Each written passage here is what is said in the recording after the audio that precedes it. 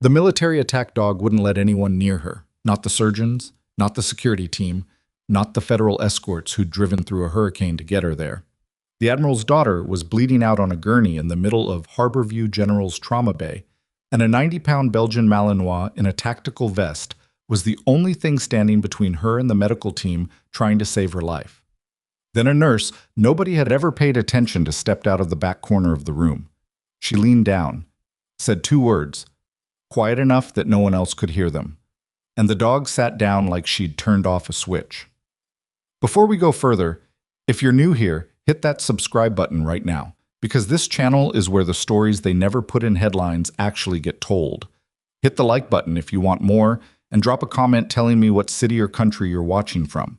I genuinely want to see how far this one travels. Now let's get into it. The rain had been coming down sideways for 3 hours by the time the convoy pulled into the ambulance bay. Maravos noticed it first, the way the vehicles moved. Not like a standard emergency transport. No single ambulance with its lights flashing in the usual rhythm. Instead, 3 black SUVs in tight formation, a military transport van in the center, and 2 unmarked sedans bracketing the rear. The kind of formation that meant someone important was inside, and someone else was worried about it. Mara was 31 years old, 2 months into her job as a trauma nurse at Harborview General in Dunmore Bay. And she was standing at the admit desk running discharge paperwork when the convoy came through the sliding doors. She set down her clipboard. The paramedics came in fast, pushing a gurney with a young woman on it, early 20s, dark-haired, wearing civilian clothes that were soaked through with blood on the left side.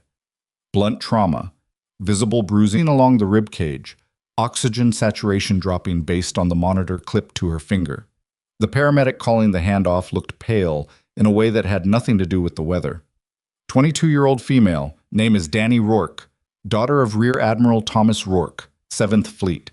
Vehicle was struck by another convoy vehicle during a transfer operation approximately 40 minutes ago. BP is dropping, 84/52 on last check. Suspected internal hemorrhage, possible splenic involvement. She's been in and out. Behind the gurney came the dog. Mara had seen therapy animals in hospitals before, and she'd seen police canines in the emergency department on nights when things got complicated. She had never seen anything like this one. It was a Belgian Malinois, lean and dark-coated, wearing a military tactical vest with unit patches she didn't immediately recognize. A handler in fatigues held the leash, but the dog wasn't paying attention to the handler. It was watching the gurney. Every time someone moved toward Danny Rourke, the dog's head came up, and its eyes tracked the movement with an intensity that made Mara's stomach do something complicated. Dr. Preston Garr was the chief trauma surgeon on call, and he was already in the bay when they brought her in.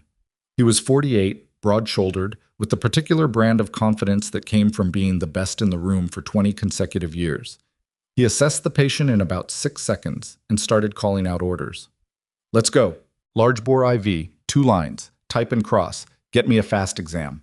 Someone call the OR and tell them we might be coming up fast. The trauma team moved. Mara moved with them, taking her position at the patient's left side, reaching for the IV supplies on the crash cart. That was when the dog went rigid. It didn't bark. It didn't lunge. It planted itself at the foot of the gurney, dropped its head, and made a sound low in its chest that stopped everyone within earshot. The handler yanked the leash. The dog didn't move. Control your animal, Dr. Garr said, not looking up from the patient. I'm trying, sir. Then try harder. I need this bay clear. The military escorts, there were 4 of them, positioned around the room, exchanged looks. The dog's handler, a young corporal with a name tape that read Swick, pulled the leash again and said the dog's name twice. The dog ignored him. Its eyes stayed on Danny Rourke and on anyone who got too close to her. One of the nurses, a senior tech named Belfry, who'd been at Harborview for 11 years, tried to move in from the right side with the IV kit. The dog moved with her, not aggressive, just positioning, deliberate. The message was clear without words. You don't touch her. Get security up here, Dr. Garr said. Right now. Mara was standing at the edge of the controlled chaos, watching the dog instead of watching the patient's monitor. She registered that the animal wasn't panicking. It wasn't reacting from fear or injury or aggression. It was doing what it had been trained to do, protect a specific person. She recognized that quality in the way it moved, in the precision of every placement. This wasn't an animal that had lost its handler and gone haywire. This was an animal running a protocol. She looked at the vest markings more carefully. Unit designation, service branch, a small series of numbers below the left shoulder patch. She felt something shift behind her sternum. Not quite recognition, more like the echo of it. Ma'am. One of the military escorts stepped toward her, apparently having noticed she was watching the dog instead of working. We need everyone to step back and let us handle the animal before— What unit is she from? Mara asked. The escort blinked. Excuse me? The dog. What unit? That's not information I'm authorized to the vest patches. Mara looked at him steadily. I'm asking because it matters. He studied her for a second, then looked away. Ma'am, please step back. Dr. Gar was losing patience. The patient's pressure was still dropping, and he had a 90-pound dog between him and a procedure that couldn't wait. He turned to the room and said, with the kind of quiet authority that usually ended arguments, I need that animal out of this bay in the next 60 seconds, or this patient is going to die on a gurney because we can't reach her. Does everyone understand what I'm telling you? Silence. The dog hadn't moved. Mara's eyes moved from the vest to the dog's bearing to the way Corporal Swick was holding the leash, tension in his wrist, angle of his elbow, the position of his feet. He wasn't trying to pull the dog away from the patient. He was trying to communicate with it, and failing, because whatever command the dog was waiting for hadn't come from him. She took 2 steps forward, not toward the patient, toward the dog. Nurse, Dr. Gar's voice sharpened. This is not your situation. I know, Mara said, without turning around. She crouched down to the dog's level, not close enough to crowd it, just enough to be in its field of vision. The dog's eyes moved to her, and something in them changed, a flicker of something she couldn't name from across the years. She said 2 words, low and even. Bravo, Kilo. Every person in the trauma bay heard the silence that followed. The dog sat down. Just sat. Clean and immediate, the way a well-trained animal responds to the right command from the right person. Its ears came forward. Its attention stayed on Mara like she'd walked into the center of its world. Corporal Swick's mouth opened. Dr. Gar turned to look at her, and for the first time in 8 weeks of working in his department, he had no expression she could read. He said nothing. He looked at the dog. He looked at her. He turned back to the patient. All right, he said. Let's move. The trauma team poured back into position. Mara returned to her station and started working. IV line, blood draw, connecting the monitor, leads with hands that were steadier than they had any right to be. She didn't look at the dog again. She didn't look at the military escorts, 2 of whom were now watching her with the focused attention of people who had just seen something they needed to report. She did her job. Danny Rourke's blood pressure was 81/48 when they got the first IV line running, and the FAST exam, the bedside ultrasound, showed free fluid in the abdomen. Dr. Gar called it FAST. Internal bleeding, confirmed, likely splenic. They were going to the OR.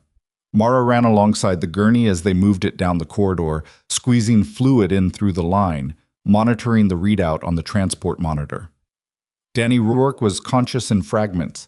She'd open her eyes for a few seconds, close them again, mumble something incoherent. Once she reached out and grabbed Mara's wrist with surprising strength. Don't let them take her, she said clearly, eyes open and focused for a moment. Don't let anyone take her. Nobody's taking anyone, Mara said. You're going to surgery. You're going to be fine. Danny's hand released, and she went under again. Behind them, the dog followed at a careful distance, Corporal Swick keeping pace. The military escorts had fanned out through the hospital corridor with a quiet efficiency that told Mara they'd already swept the floor. Whatever had happened to bring Danny Rourke to a civilian hospital in Dunmore Bay in a convoy of unmarked vehicles, it wasn't over. At the OR doors, Mara handed off to the surgical team and stepped back. She was walking back toward the elevator when one of the military escorts fell into step beside her. Not Swick, one of the others. Taller, older, a quiet kind of watchful in his face. That command, he said. Bravo, Kilo. Mara kept walking. Where did you learn it? I've worked with K9 units, she said, a long time ago. That's a classified protocol designation, he said. She stopped walking, turned to look at him. Then I'm sure you understand why I'm not going to discuss it in a hospital hallway, she said. Excuse me. She left him standing there and took the stairs instead of the elevator, which gave her 3 flights of solitude to let the evening catch up with her. Her name was Mara Voss, and that was the truth. But it was a truth she'd only been living for about 4 years. Before Dunmore Bay, before Harborview General, before the quiet apartment on Kellerman Street with its rain-gray view of the bay and the stack of nursing journals on her nightstand, there had been a different life, a different name. A series of deployments that didn't show up on any record accessible to civilian HR departments, in service to a special operations aviation unit that had no official public designation. She had gone by a different name in that life. That name was not something she thought about anymore. She'd left it behind deliberately, the way you leave something at the bottom of a river, not lost, but not retrievable. She had become a nurse for 2 reasons. The first was that she already knew more about trauma medicine than most nurses did when they graduated, because she had practiced it in conditions no nursing school included in its curriculum. The second was that hospitals were anonymous. People came in and went out. Nobody paid close attention to a competent, quiet nurse who did her job without drama. She had picked Dunmore Bay because it was small and coastal and unlikely. Because the hospital was mid-sized and busy enough that she'd have real work to do, but not so high profile that her name would appear anywhere notable. She had not picked it because she expected a rear admiral's bleeding daughter to arrive with a classified military K-9 in the middle of a rainstorm. By the time she got back to the trauma floor, the department had moved on to its next emergency. There was a 15-year-old with a dislocated shoulder, an elderly man who'd had a fall, and a woman in her 30s who was convincing herself it wasn't cardiac, even though her left arm had been hurting for 2 hours. Mara put her focus there. Let the work do what it was supposed to do. She was documenting the elderly fall patient's assessment when Dr. Garr found her. He pulled up a stool, which surprised her because Preston Garr did not typically sit with nurses to have conversations. He stood. He issued directives. He moved from task to task with the absolute certainty of a man who hadn't second-guessed a professional decision in a decade. He sat down and he looked at her and he said, "How did you know that command?" "K-9 handling experience," she said, not looking up from the chart. "That's not an answer." "It's the answer I have." A pause. "Danny Rourke is going to be fine," he said. "Splenic laceration, grade 3. They'll repair it. She'll be out of the OR in a couple hours." He paused again. "You identified the hemorrhage before the FAST confirmed it. I heard you tell Belfry to prep for abdominal involvement before the ultrasound was even set up." "I saw the presentation," she said. "Mechanism of injury, vital signs, tenderness distribution. It was consistent." "You told her," he said. "Not as a possibility. You told her." Mara set down her pen, looked at him directly. "Was I wrong?" He held her gaze for a moment. "No," he said. "You weren't wrong." He stood up. "The Admiral is here, Rear Admiral Rourke. He's in the family consultation room on 4. He wants to speak with the medical team." A beat. He specifically asked about the nurse who managed the K-9. "I'm not part of the surgical team," she said. "No," Garr agreed. "But you are apparently the person he wants to talk to." He left before she could respond. Rear Admiral Thomas Rourke was not what she expected. She'd built an image in her head from the phrase Rear Admiral, 7th Fleet, all brass and military formality, the kind of man whose expression was a controlled professional instrument. What she found in the family consultation room on the 4th floor was a man in civilian clothes who'd been crying recently and wasn't embarrassed about it. He was 60-something, large-framed, with close-cropped gray hair and hands that were too still, the way hands get when their owner is working very hard to be calm. He stood when she came in. "You're the nurse," he said. "Mara Voss." "Yes." "The dog." "Zeta. She let you near Danny." "Yes, sir." He studied her with the focused attention of a man who had spent a career evaluating people quickly. "The command you used, Bravo Kilo." He said it carefully, like he was handling it. "That's not in any accessible training manual. That's a 3rd-tier specialized handler designation. It's used for—" He stopped. "Where did you learn it?" "I spent time with a K-9 unit," she said. "Early in my career, I picked things up." "That's not a sufficient answer for what you did tonight. Admiral, with respect, your daughter is going to survive. The dog cooperated. The team got to work. That's what mattered. What mattered, he said quietly, is that Zeta hasn't responded to any handler other than one person in 3 years. Corporal Swick has been her designated handler for 14 months. She ignores him when her protection protocol is active. He paused. The only person Zeta responds to unconditionally was a combat deployment specialist I worked with 6 years ago. Someone who was designated KIA in a classified operation and whose record was subsequently sealed. The room was very quiet. Mara didn't move.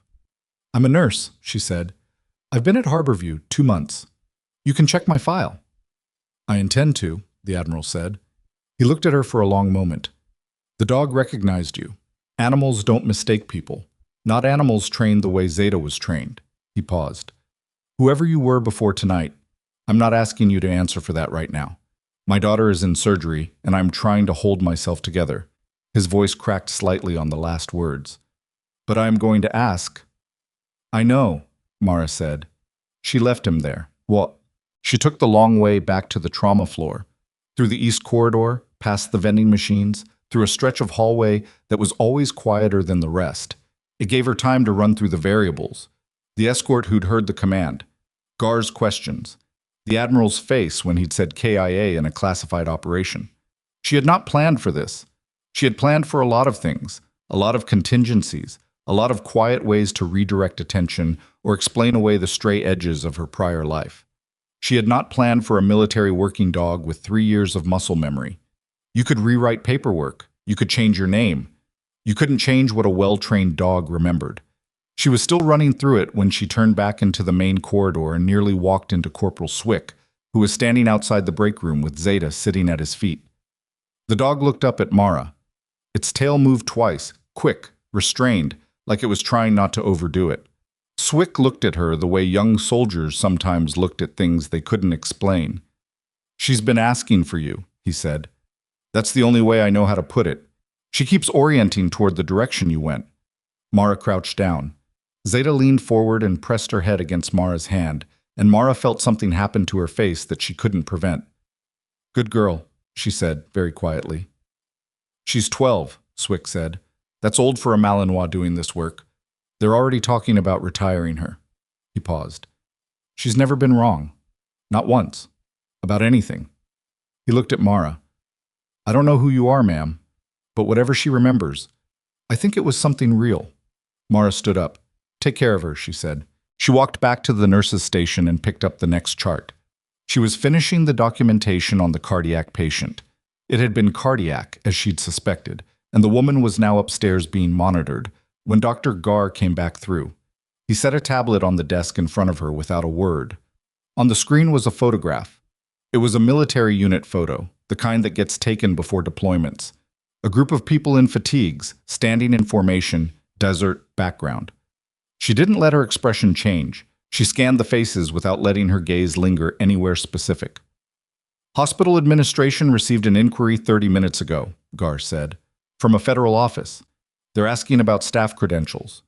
Specifically, they're asking about nurses hired in the last 90 days. He looked at her steadily. "I don't know what that means. I'm telling you because you work in my department, and I believe you should know." "Okay," she said. "Is there anything you want to tell me?" She looked at him. Preston Gar, who had spent 8 weeks making it clear that her job was to follow his instructions and not to develop opinions about treatment plans. Who had told her twice, in front of other staff, that clinical judgment was a physician's domain. Who had tonight sat down on a stool beside her and asked her a question like she was a colleague. "Not yet," she said. He nodded, once, like that was an acceptable answer, picked up the tablet, walked away. Mara looked at the wall. Somewhere on the 4th floor, a rear admiral was sitting in a consultation room waiting for word on his daughter. Somewhere in the east corridor, a 12-year-old Belgian Malinois was remembering a person who was supposed to be dead. And somewhere in a federal office that hadn't identified itself, someone was pulling files on Harborview's recent hires. She had 48 hours, maybe, probably less. She picked up the next chart and kept working. Danny Rourke came out of surgery at 11:14 that night. Mara knew because one of the OR nurses came through and mentioned it at the station. Stable. The repair had gone cleanly. They'd have her in recovery for a few hours and move to ICU by morning. She was finishing a note on the fall patient when she heard footsteps behind her. More than one person, moving with the particular coordinated rhythm that meant deliberate. She turned. Two of the admiral's military escorts were standing at the entrance to the nurses' station. Behind them, in the corridor, she could see two other people in civilian clothes who had the flat posture of federal agents. "Ms. Voss," one of the escorts said. "Yes. We'd like you to come with us." She looked at them for a moment. Behind her, she was aware that Belfry had gone still at the other end of the station, that the charge nurse on the floor had looked up from his desk. "Am I being detained?" she asked. "No, ma'am." "Then I'd like to finish my shift." A pause. The escort looked at the agent behind him, some kind of unspoken exchange. "We can wait," the agent said, "but Admiral Rourke has requested your presence, and the nature of the inquiry has escalated in the last hour." "Escalated how?" she asked. The agent looked at her steadily. "The vehicle that hit the Admiral's convoy tonight was not an accident. We're now treating this as a deliberate targeting event." He let that settle. "And the intelligence that identified the route and the vehicle. It originated inside this hospital." The break room behind the nurses' station was small and always slightly too warm because of the refrigerator that ran hot. Mara had eaten lunch there twice in 8 weeks, both times alone, both times finishing in under 12 minutes because she preferred it. She was still looking at the agent when she heard, from somewhere down the corridor, a familiar sound. Not words, just Zeta's nails on the linoleum, moving quickly, oriented toward the nurse's station. Toward her. Whatever was coming next, the dog knew it before she did. Zeta came around this corner at a controlled trot, Corporal Swick. 2 steps behind her with the leash slack in his hand because the dog wasn't pulling. She was simply moving with purpose, the way she'd moved in the trauma bay, the way she'd moved in the corridor. She stopped at Mara's left side and sat without being told. The federal agent looked at the dog, then at Mara. Something shifted in his expression. Not softness, more like recalibration. "Ms. Voss," he said again. "Give me 5 minutes to hand off my patients," she said. He nodded. She spent the 5 minutes doing exactly that. Gave Belfry the rundown on the cardiac patient's overnight parameters, flagged the fall patient's pain medication schedule for the night nurse coming on, made sure the discharge paperwork for the shoulder dislocation had been routed correctly. She did it thoroughly and without rushing, because the patients didn't care about federal inquiries, and she wasn't going to let them become casualties of one. When she was done, she picked up her badge lanyard, straightened it once, and walked toward the waiting escorts. Belfry caught her arm as she passed. Low voice. "You okay?" "Yes," Mara said. "Don't hold dinner." They put her in a conference room on the administrative floor, not the family consultation room where the Admiral was. Different room, different purpose. The conference room had a long table, 8 chairs, and a whiteboard with a half-erased department meeting agenda from 2 days ago. Someone had brought in a coffee setup that nobody was using. The 2 federal agents sat across from her, and the military escort stood near the door, which told her something about the dynamic. This was federal, not military, and the Admiral's people were observers. The lead agent introduced himself as Special Agent Driscoll, Dunmore Bay Field Office. The other one didn't introduce herself at all, just opened a laptop and started taking notes. "We'll keep this straightforward," Driscoll said. "We're investigating the incident involving Admiral Rourke's convoy.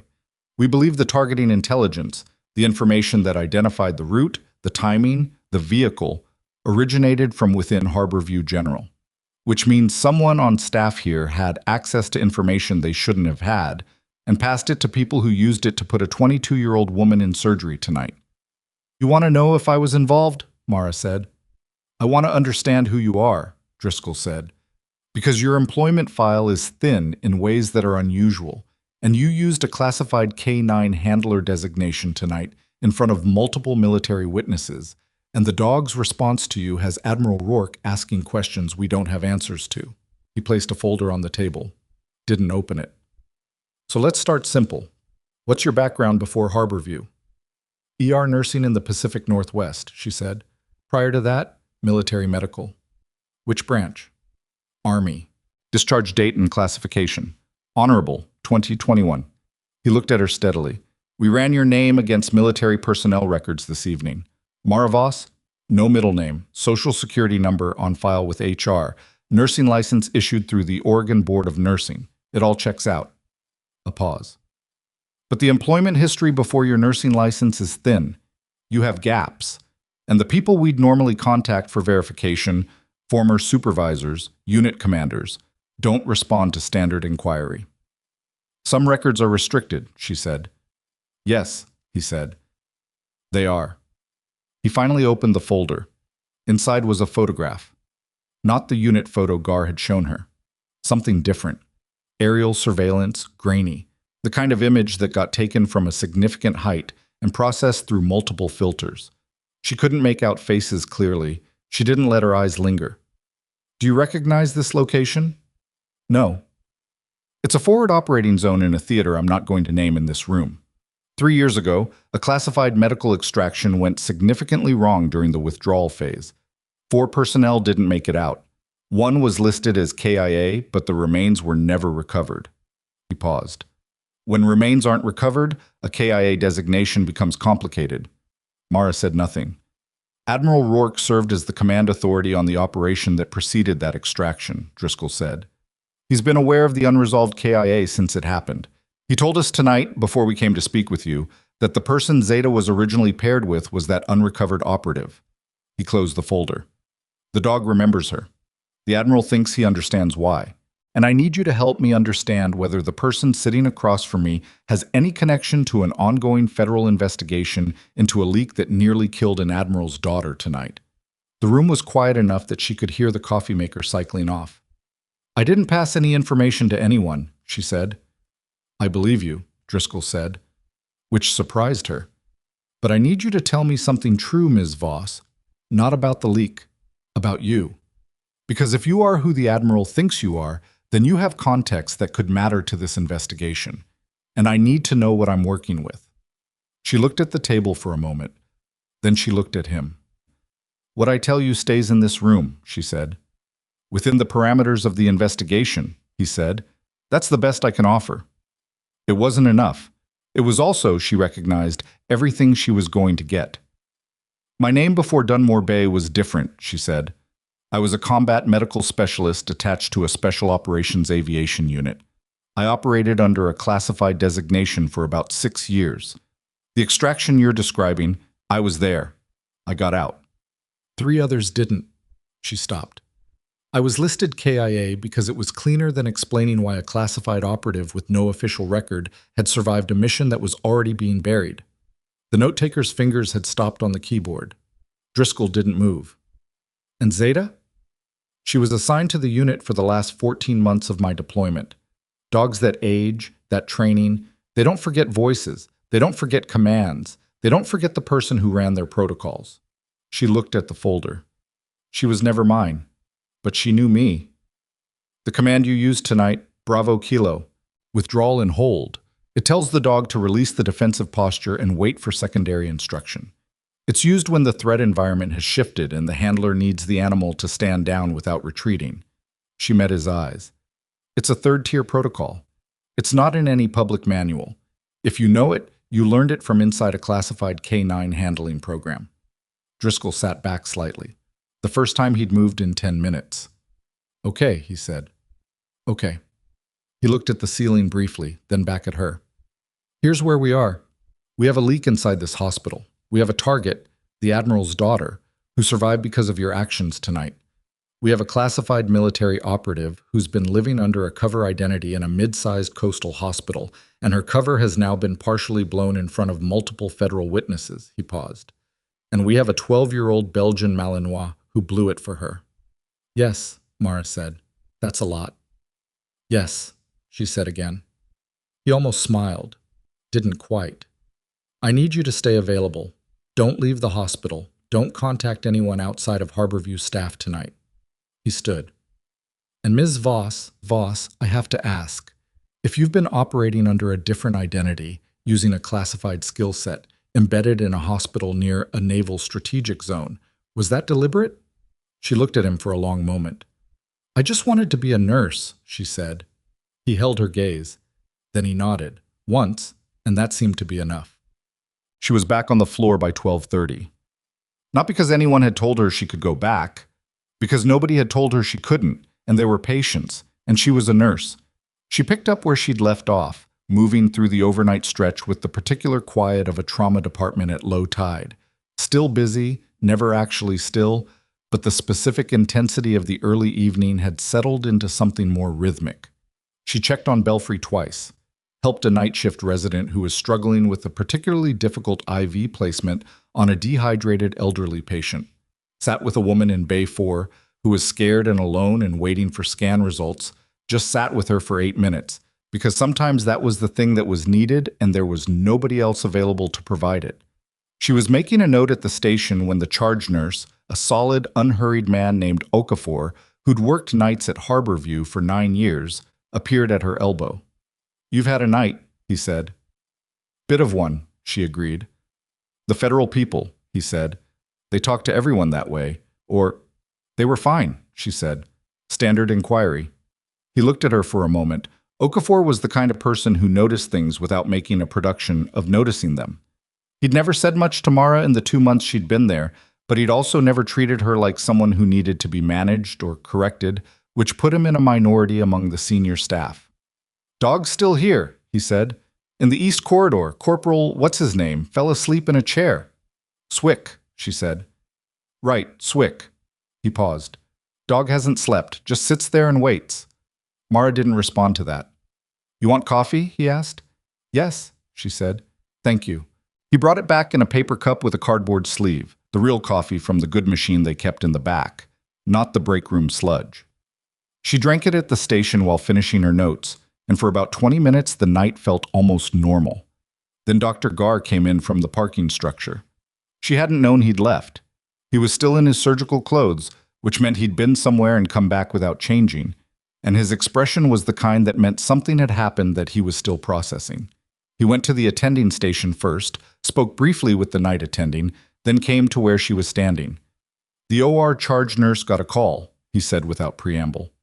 "Someone called the OR desk at 9:47 tonight, approximately 40 minutes before Danny Rourke went into surgery, asking about the status of an incoming trauma patient and the expected surgical team assignment."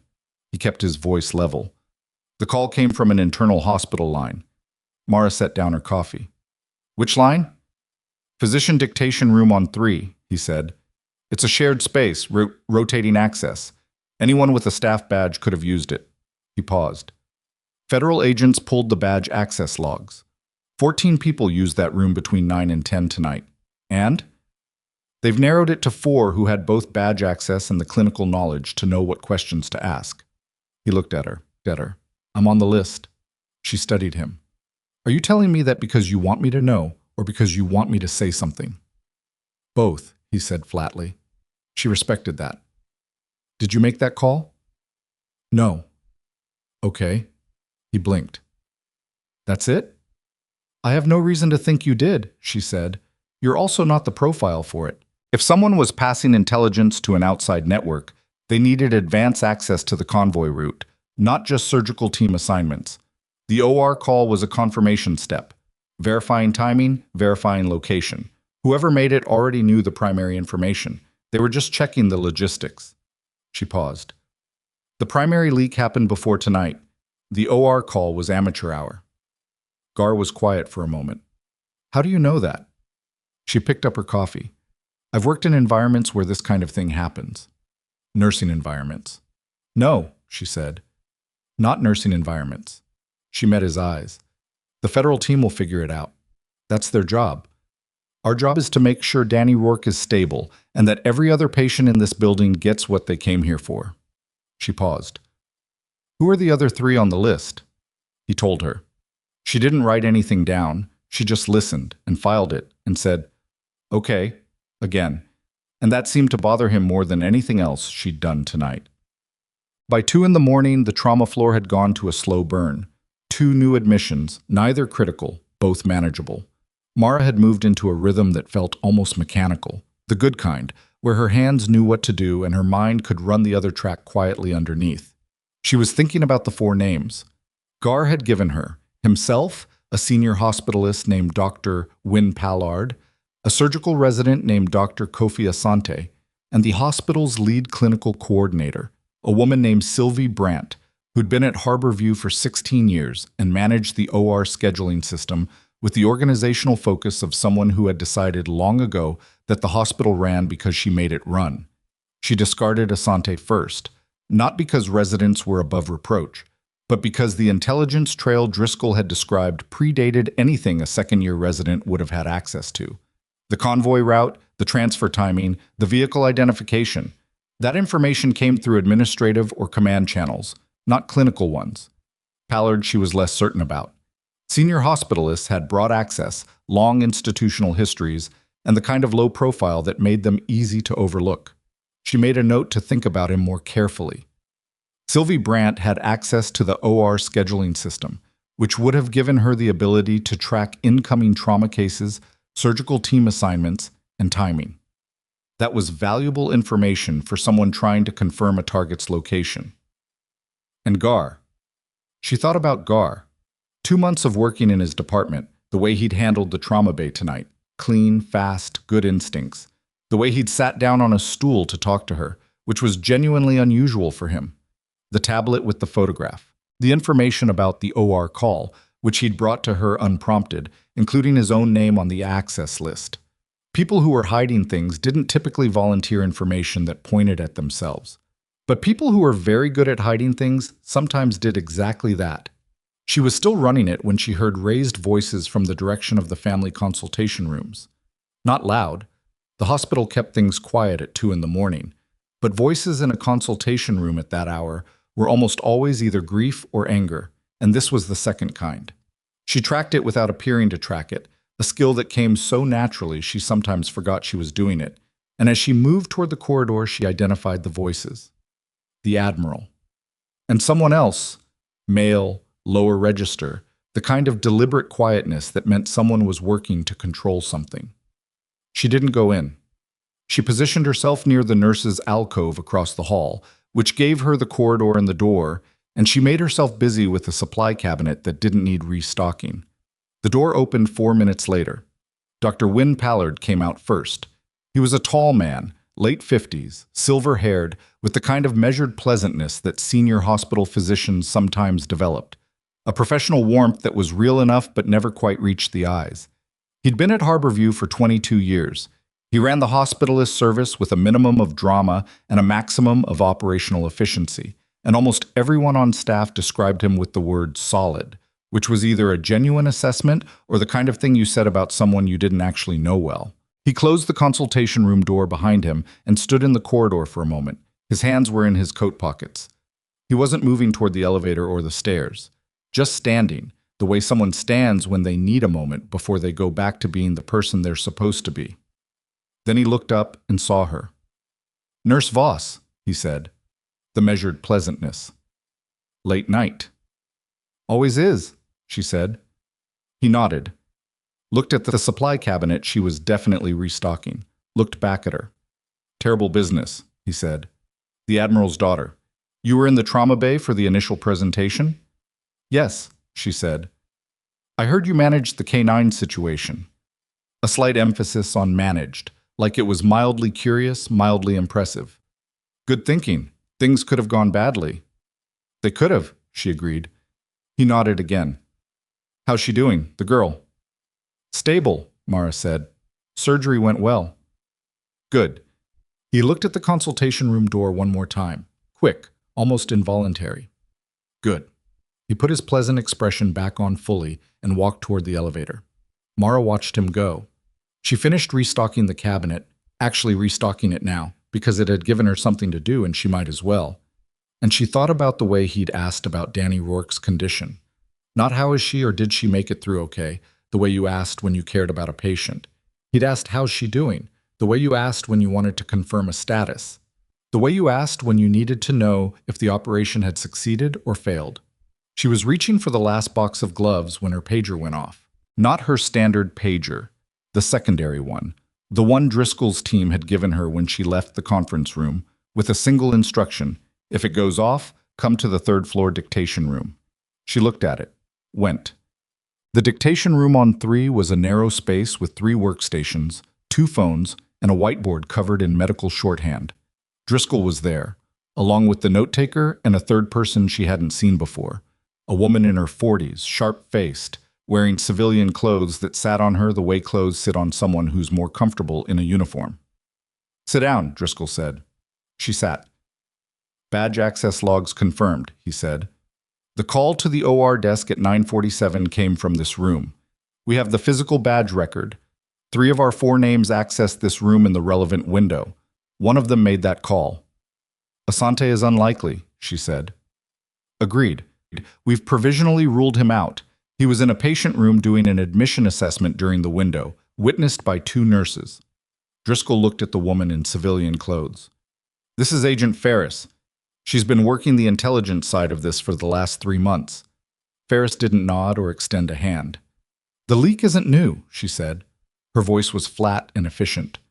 "We've been tracking a channel that's been passing military logistics information, convoy routes, transfer schedules, family location data, to an organized criminal network with connections to several ongoing federal investigations. Tonight wasn't the first attempt on Admiral Rourke's family. It's the third." Mara kept her expression neutral. "What's the network's interest in Rourke specifically?" "He's the command authority on a major asset seizure that's been in progress for 14 months. Taking him out, or threatening his family, is a pressure play. They want the investigation paused." Ferris looked at her steadily. "The person inside this hospital has been active for at least 6 months, possibly longer." "Pallard," Mara said. Ferris and Driscoll exchanged a look. "Why him?" "Him," Driscoll said. "He was in the consultation room with the Admiral 20 minutes ago. Came out unsettled. Not visibly, but unsettled. He asked me about Danny Rourke's condition in a specific way. And he has the institutional access and the tenure to have built the kind of information pipeline you're describing." She paused. "He's also been here long enough to become invisible. 22 years. He's part of the furniture." "That's circumstantial," Ferris said. "Yes," Mara agreed. "It is." "But you're not wrong," Driscoll said. He leaned forward. "Here's our problem. We can narrow this to Pallard based on what we have, but we need confirmation before we can move. And if he knows we're looking at him, he'll clean it," Mara said. "Yes." She looked at the whiteboard, at the medical shorthand, at the narrow room where someone had stood and made a phone call that was supposed to result in a 22-year-old woman dying tonight. "What do you need from me?" she asked. Driscoll looked at Ferris, then back at Mara. "We need someone who can move through this hospital without raising flags. Someone with legitimate access and a reason to be anywhere at any hour." "A nurse," she said. "Yes." She thought about the patients upstairs. The woman in Bay 4 who'd been scared and alone. Belfry, who'd asked if she was okay and meant it. Okafor, who'd brought her the good coffee without being asked. The career she'd built here, 2 months old, already with its roots in something that felt like it might become real. Then she thought about Danny Rourke, 22 years old, and currently in an ICU bed because someone in this hospital had sold a route. "Tell me what you need," she said. Driscoll started to speak. That was when the lights in the dictation room went out. Not a flicker. A full cut. Immediate and total. The emergency lighting came on 2 seconds later, the low red-tinged backup that turned every shadow wrong. Down the corridor, she could hear the hospital intercom clicking through its power failure protocol. Ferris was on her feet before the backup lights finished engaging, hand at her hip. "That's not a routine outage," Driscoll said. Mara was already at the door. Because the ICU was on the 3rd floor. And so was Danny Rourke. She was moving before anyone told her to, down the corridor in the red emergency light, past the bank of elevators that were now locked in safety mode, toward the stairwell. Behind her, she heard Driscoll calling something, her name, or an instruction, or both. And she registered it and kept moving. The stairwell door was heavy, and the emergency light inside was worse than the corridor, a single pale bar above the door that put everything below it in deep shadow. She took the stairs fast, hand on the rail, 4 flights up to the ICU level, and pushed through to the floor. The ICU nurses' station was running on backup. 2 nurses and a tech were at the desk, faces tight, running through the power failure checklist. The ventilated patients were on battery backup. The monitors were cycling through their emergency protocols. She went to Danny Rourke's room. The room was empty. Not empty bed empty. Empty. The IV pole was there, the monitor, the rumpled sheets. But the bed had been moved. The pillow held the impression of a head, and the floor near the window had a single muddy footprint pointing toward the door, tracking in from somewhere it had no reason to come from. Mara stood in the middle of that room, in the dim red emergency light, and she understood three things simultaneously. The power failure was not an accident. Danny Rourke had been moved, and whoever had moved her had done it in the 45 seconds between the lights going out and the backup engaging, which meant they had known exactly when the power was going to cut. They had planned for tonight to go wrong, and then they had planned for what came next. She pulled the secondary pager, keyed the callback number Driscoll had given her, and said 4 words when he picked up. "She's not in her room." Driscoll said something on the other end of the line, a command, clipped, directed at someone else in the room, and then came back to her. "Stay where you are." "No," she said, and ended the call. She moved back into the corridor fast, not running. Running in a hospital at 2 in the morning pulled attention, and attention slowed things down. But moving with the particular purpose that made people get out of the way without knowing why. The ICU charge nurse, a compact woman named Teo, who'd been at the desk when Mara came through, appeared in the hallway. "Bay 6, Mara said. "Rourke. Where did she go?" Teo's expression went from controlled to alarmed in about a second. "She was there 20 minutes ago. I did a check. Who else has been on this floor in the last hour?" Nursing staff, the night attending, Dr. Pallard came up around 1:30 for a patient consult on Bay 2. Mara was already moving. The ICU had 2 exits, the main corridor access and a service corridor that connected to the stairwell on the building's west side, the one used for equipment transport and linen exchange. It was badge access, but the badge reader on the service door had been flagged as intermittently faulty for 3 weeks, which meant it sometimes logged entries and sometimes didn't, and maintenance had not yet fixed it because it was a low-priority ticket in a hospital that always had higher-priority tickets. She pushed through the service door. The corridor beyond was narrow and institutional, floored in the kind of sealed concrete that showed marks clearly under the emergency lighting. She looked at the floor. There, not a full footprint, but a scuff, the kind a wheeled object makes when it turns. An IV pole, or a wheelchair, or a gurney running on battery backup with someone in it who was post-surgical and couldn't walk. She followed the marks to the west stairwell, pushed through. 2 floors down, she heard something. Not voices. A wheel. The soft, intermittent squeak of a wheel that needed oil, the kind of sound that was everywhere in a hospital and therefore invisible until you were listening for it specifically. She went down, hand on the rail, controlled, and quick. First floor. The wheel sound stopped. She came through the stairwell door onto the ground-level corridor that ran the length of the building's west side. Radiology, medical records, the old pharmacy intake that had been converted to storage 3 years ago. At this hour, the corridor was empty and running on emergency lighting, and it was very, very quiet. At the far end, 40 meters away, she saw the movement.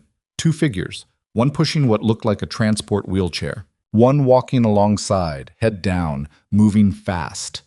The person in the wheelchair was slumped, not the relaxed slump of someone sleeping, the boneless slump of someone who'd been sedated. Danny Rourke. Mara kept her footsteps quiet and her pace even, and she closed the distance by half before the figure pushing the wheelchair looked back. Dr. Wynne Pallard. He stopped. For a moment they just looked at each other down the length of the corridor. And in the red-tinged emergency lighting, he looked less like the silver-haired, pleasant-voiced senior physician she'd watched walk out of a consultation room 2 hours ago. He looked like someone who had been running a calculation for a long time and had just watched it come apart. "Nurse Voss," he said. "Dr. Pallard." The figure walking alongside the wheelchair moved, turned, and she registered it as male, younger, not hospital staff.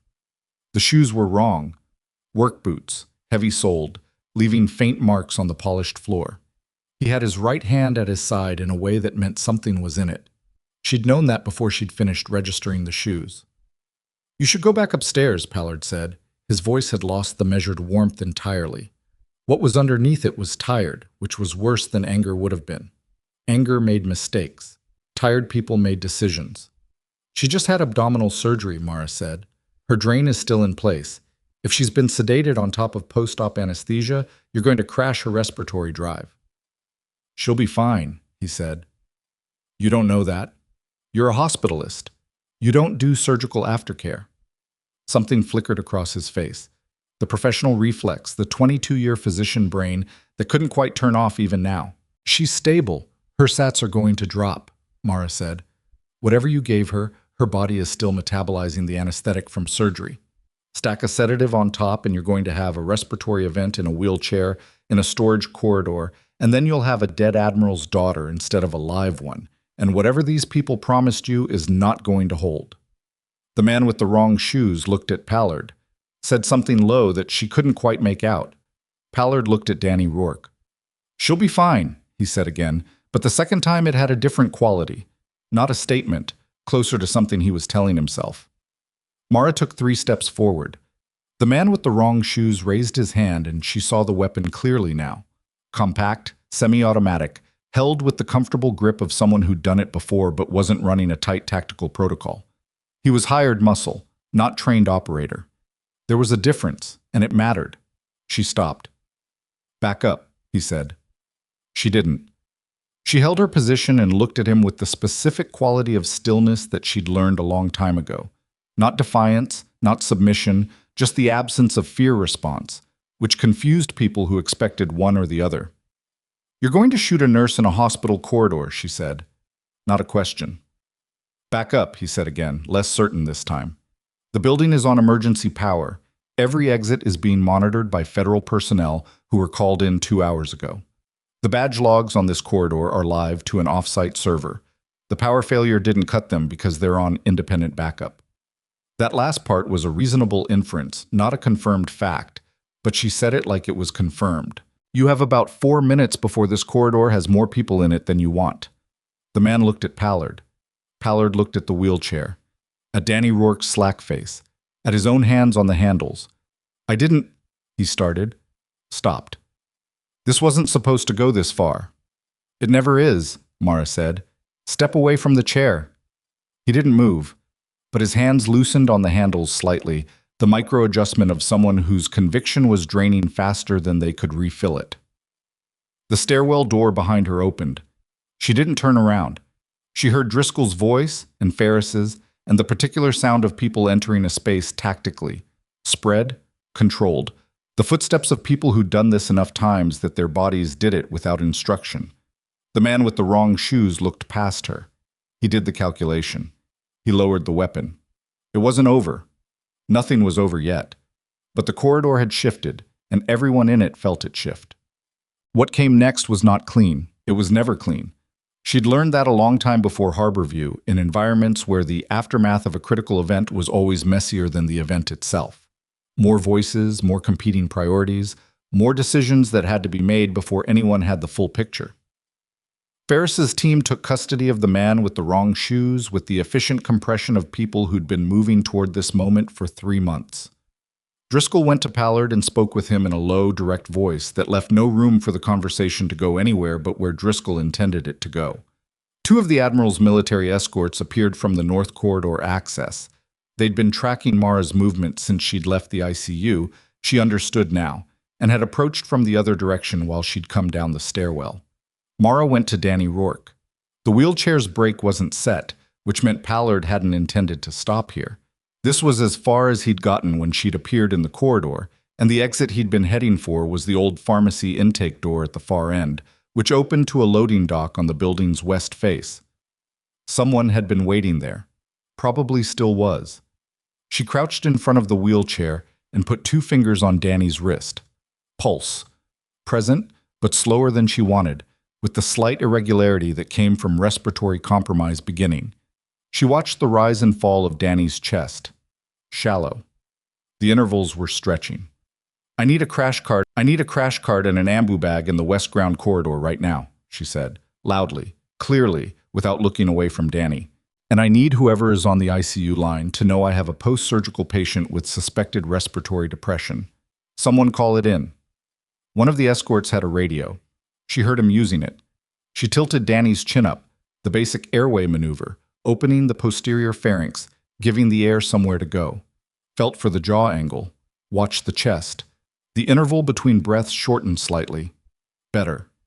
Not fixed, but better. What did he give her? She said to the corridor, to anyone who could answer. Driscoll relayed the question to Pallard. She heard Pallard's voice, quieter than it had been, stripped of its professional register, just a tired man answering a question. Midazolam, 0.05 milligrams per kilo.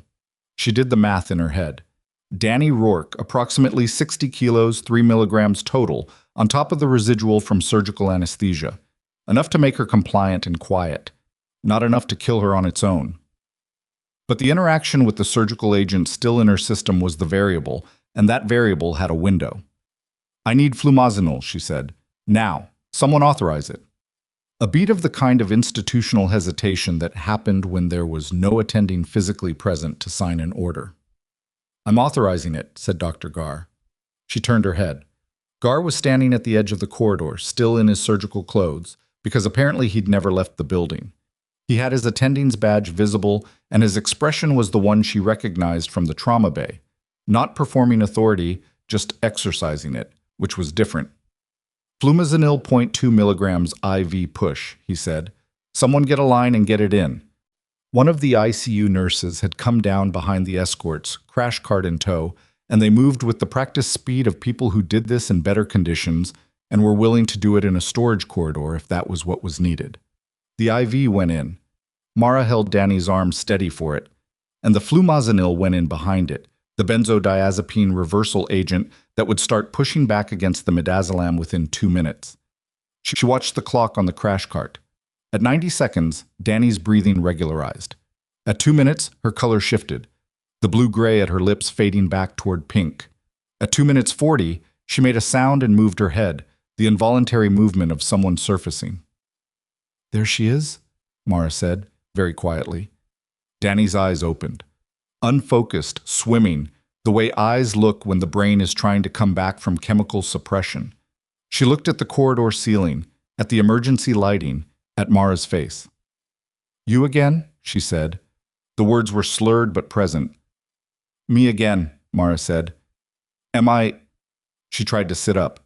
Mara put a hand on her shoulder. Don't. You have a surgical drain in your abdomen. Give it a minute. Danny subsided. Her eyes moved around the corridor, took in the people, the equipment, the general chaos of a situation that was still unsettled. Her gaze landed on Pallard, who was standing with Driscoll with the posture of a man whose world had finished collapsing and who was now living in whatever came after. She looked at him for a long time. He was always so nice, she said. Not to anyone specifically, just said it to the corridor ceiling. Well, the next 2 hours were the institutional kind of difficult. Statements, documentation, a parade of people who needed information and authorizations and explanations that had to be given carefully because several of them interacted with classification levels that the hospital's administrative structure had no framework for. Mara gave her statement to Driscoll in the same conference room they'd used before, the coffee maker still off, the whiteboard still half erased. She was precise and chronological, and when he asked clarifying questions, she answered them without elaboration. She was aware throughout that she was also telling a story about herself, about the person she'd been before Dunmore Bay, the capability set she'd carried quietly into a hospital and used twice tonight with consequences she hadn't fully calculated yet. The classification issue, she said when they were near the end.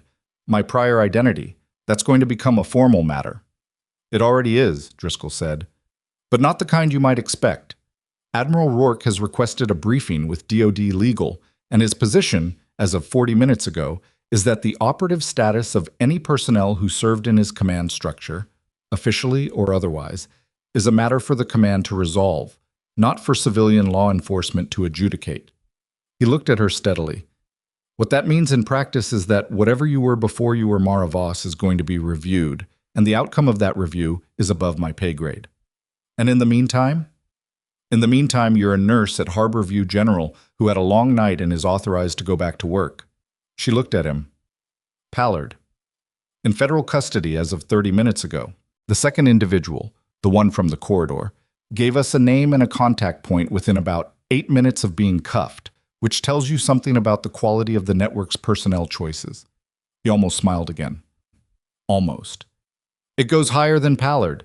It goes significantly higher. But he's the thread we pull. She nodded.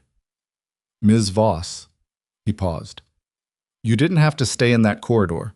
When you called me, the right move, the safe move, was to hold your position and wait for us. She was going to have a respiratory event, Mara said. The safe move and the right move weren't the same move. He looked at her for a moment. Then he said, "No, they weren't." And that was the end of the debrief.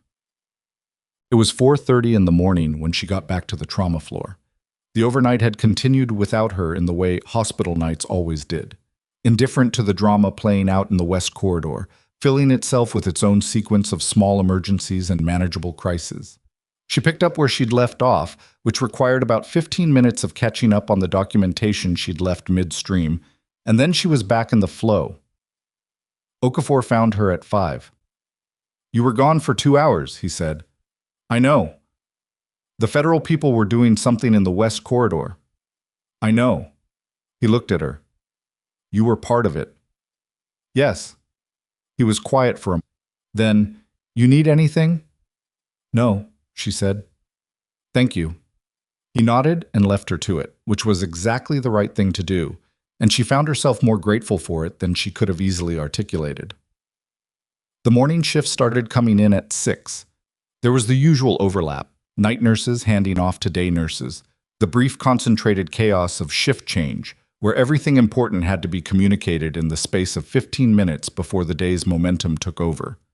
Mara gave her handoffs cleanly, and she was pulling on her jacket and heading for the exit when she heard someone say her name. She turned. Admiral Rourke was standing in the corridor outside the family consultation rooms. He was in the same civilian clothes he'd been wearing the night before, which meant he hadn't left, hadn't slept, hadn't done anything except stay in the building where his daughter was. His face had the particular texture of a night spent holding yourself together through force of will. "She's asking for you," he said. Mara looked at him. "She keeps asking who the nurse was," he said. "I told her your name. She said she wants to say something to you before you leave." She followed him up to the ICU. Danny Rourke had been moved back to a proper room and stabilized and was now sitting up at about 30 degrees, the incline that post-surgical abdominal patients could manage without pulling at their repair. She still had her drain in, still had her IV, and she looked like someone who had been through a very bad 12 hours and was processing it in the determined, slightly dazed way of the young. She looked up when Mara came in. "You're the one," she said. "I'm Mara. I was in the trauma bay when they brought you in." "You did something with the dog." Danny paused. "Zeta. She was there?" "She was there." Danny was quiet for a moment. Her hands were in her lap and she was picking at the edge of her IV tape, the unconscious fidget of someone whose hands needed something to do. "My dad told me what happened in the corridor." She looked up. "He said you stayed." "Someone had to," Mara said. "There were other people who could have." "Yes," Mara said. "There were." Danny studied her. She had her father's directness, the quality of looking at someone and not looking away. "What did you do before this? Before being a nurse?" "Medical work," Mara said. "Different setting." "Military?" Mara looked at her for a moment. At 22, Danny Rourke had the face of someone who'd grown up in the specific culture of military family life. The stoic practicality, the comfortable relationship with impermanence, the ability to read a situation that other people her age would still be trying to name. She wasn't asking to pry. She was asking because she understood that the answer mattered. "Yes," Mara said. Danny nodded slowly. "Thank you," she said. "That's all I wanted to say? Thank you." It was simply said, without drama, and it landed in a way that the formal recognitions sometimes didn't. Mara stayed for 2 minutes and then left, because Danny needed rest and Mara needed air. The morning was gray and wet, the rain still coming in off the bay. Lower intensity now, but persistent. She stood outside the ambulance entrance for a few minutes with her jacket pulled around her and watched the water move on the parking lot surface. Inside, she could hear the hospital coming fully alive for the day. The shift change noise, the PA system, the specific hum of an institution that didn't stop. Her phone had 3 missed calls, all from the same number, which she didn't recognize but which had a Virginia area code. She'd deal with it later. She was about to go back inside when Gar appeared beside her. He stood there for a moment without saying anything, looking at the same gray parking lot she'd been looking at. He had a coffee, the real kind, from somewhere that wasn't the hospital, which meant he'd either sent someone or there was a place nearby she didn't know about. Long night, he said. Yes. Pallard, he said. 22 years, I hired him. He said it without obvious emotion, but there was weight in it. I did the reference check myself. I sat across from him at the hiring panel, and I asked him the questions, and I thought, he stopped. I thought he was exactly what he appeared to be. He probably was, Mara said, for most of it. When did it change? Driscoll would know better than I would. These things usually start small. A favor. A piece of information that doesn't seem critical. By the time it matters, the person is already in too deep to see a way back out. She paused. He was trying to get her out alive. Pallard. He said it wasn't supposed to go this far. Do you believe him? She considered it honestly. I think he told himself it would stop before it got here. Most of them do. She looked at the rain. That doesn't make it different. Gar was quiet for a moment. He didn't offer the coffee, which she was aware of but didn't take as rudeness. More like the two of them standing in parallel, each with their own reckoning. The command you used last night, he said, in the trauma bay. The dog. He paused. Who were you? She turned to look at him. I'm a nurse, she said. I've been a nurse for 4 years. That's real. I know, he said. I'm asking who you were before that. She looked at him for a long moment. Preston Gar, who had made her professional life smaller in small ways for 8 weeks. The redirects, the corrections, the consistent low-grade signal that her observations were welcome only when he'd already reached the same conclusion. Who had also brought her information that pointed at himself. Who had authorized flumazenil in a storage corridor at 2 a.m. without hesitation because a patient needed it. Someone who worked in places where the decisions were harder than these, she said. And then I came here. Why here? Small, coastal, unlikely, she said. Then, after a pause, good ER. He made a sound that might have been the beginning of a laugh, quickly revised. You've never said that before. I'm saying it now. He looked at her for a moment. Something in his face shifted. Not the surgical authority, not the professional gravity, something less practiced. The fast exam last night. You saw the hemorrhage before the machine confirmed it. I've seen the presentation before. In what context? Battlefields, she said. And worse. He absorbed that. You should have been attending level, he said, for the work you did last night. I'm a nurse, she said. That's what I'm supposed to be. He looked at her for another moment. I've been wrong about some things, he said. In general, about how this department runs. He didn't elaborate, which was the right choice. Elaboration would have made it a speech, and speeches killed sincerity. I'm going to be less wrong. She nodded. He went back inside. She stayed for another minute, letting the rain cold settle around her, and then she followed him. She found Zeta in this east corridor at 7:15. Corporal Swick was awake now, the chair sleeping evidently having given him enough to function, and he was running Zeta through a low-key pattern. Sit, heel, down, the basic vocabulary of a working dog being kept occupied while her handler waited for instructions that hadn't come yet.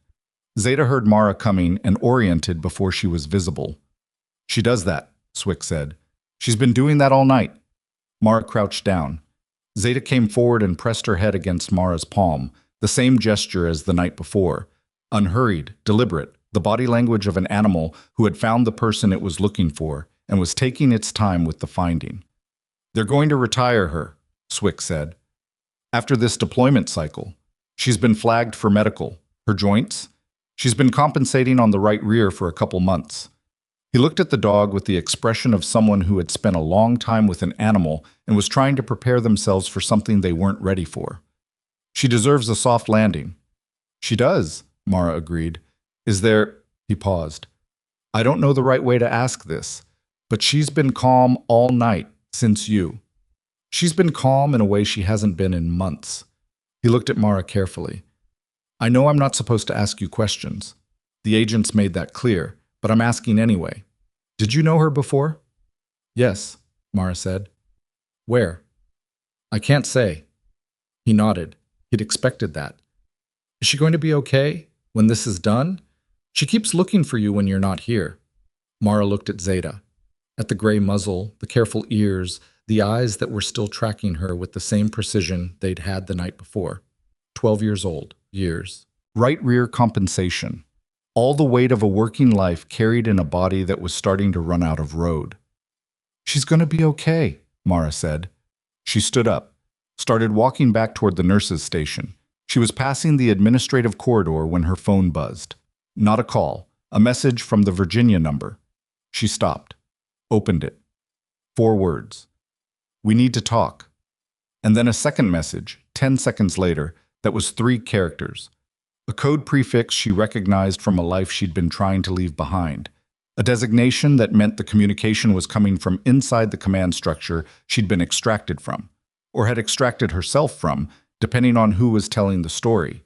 She stood in the corridor and looked at the message for a long moment.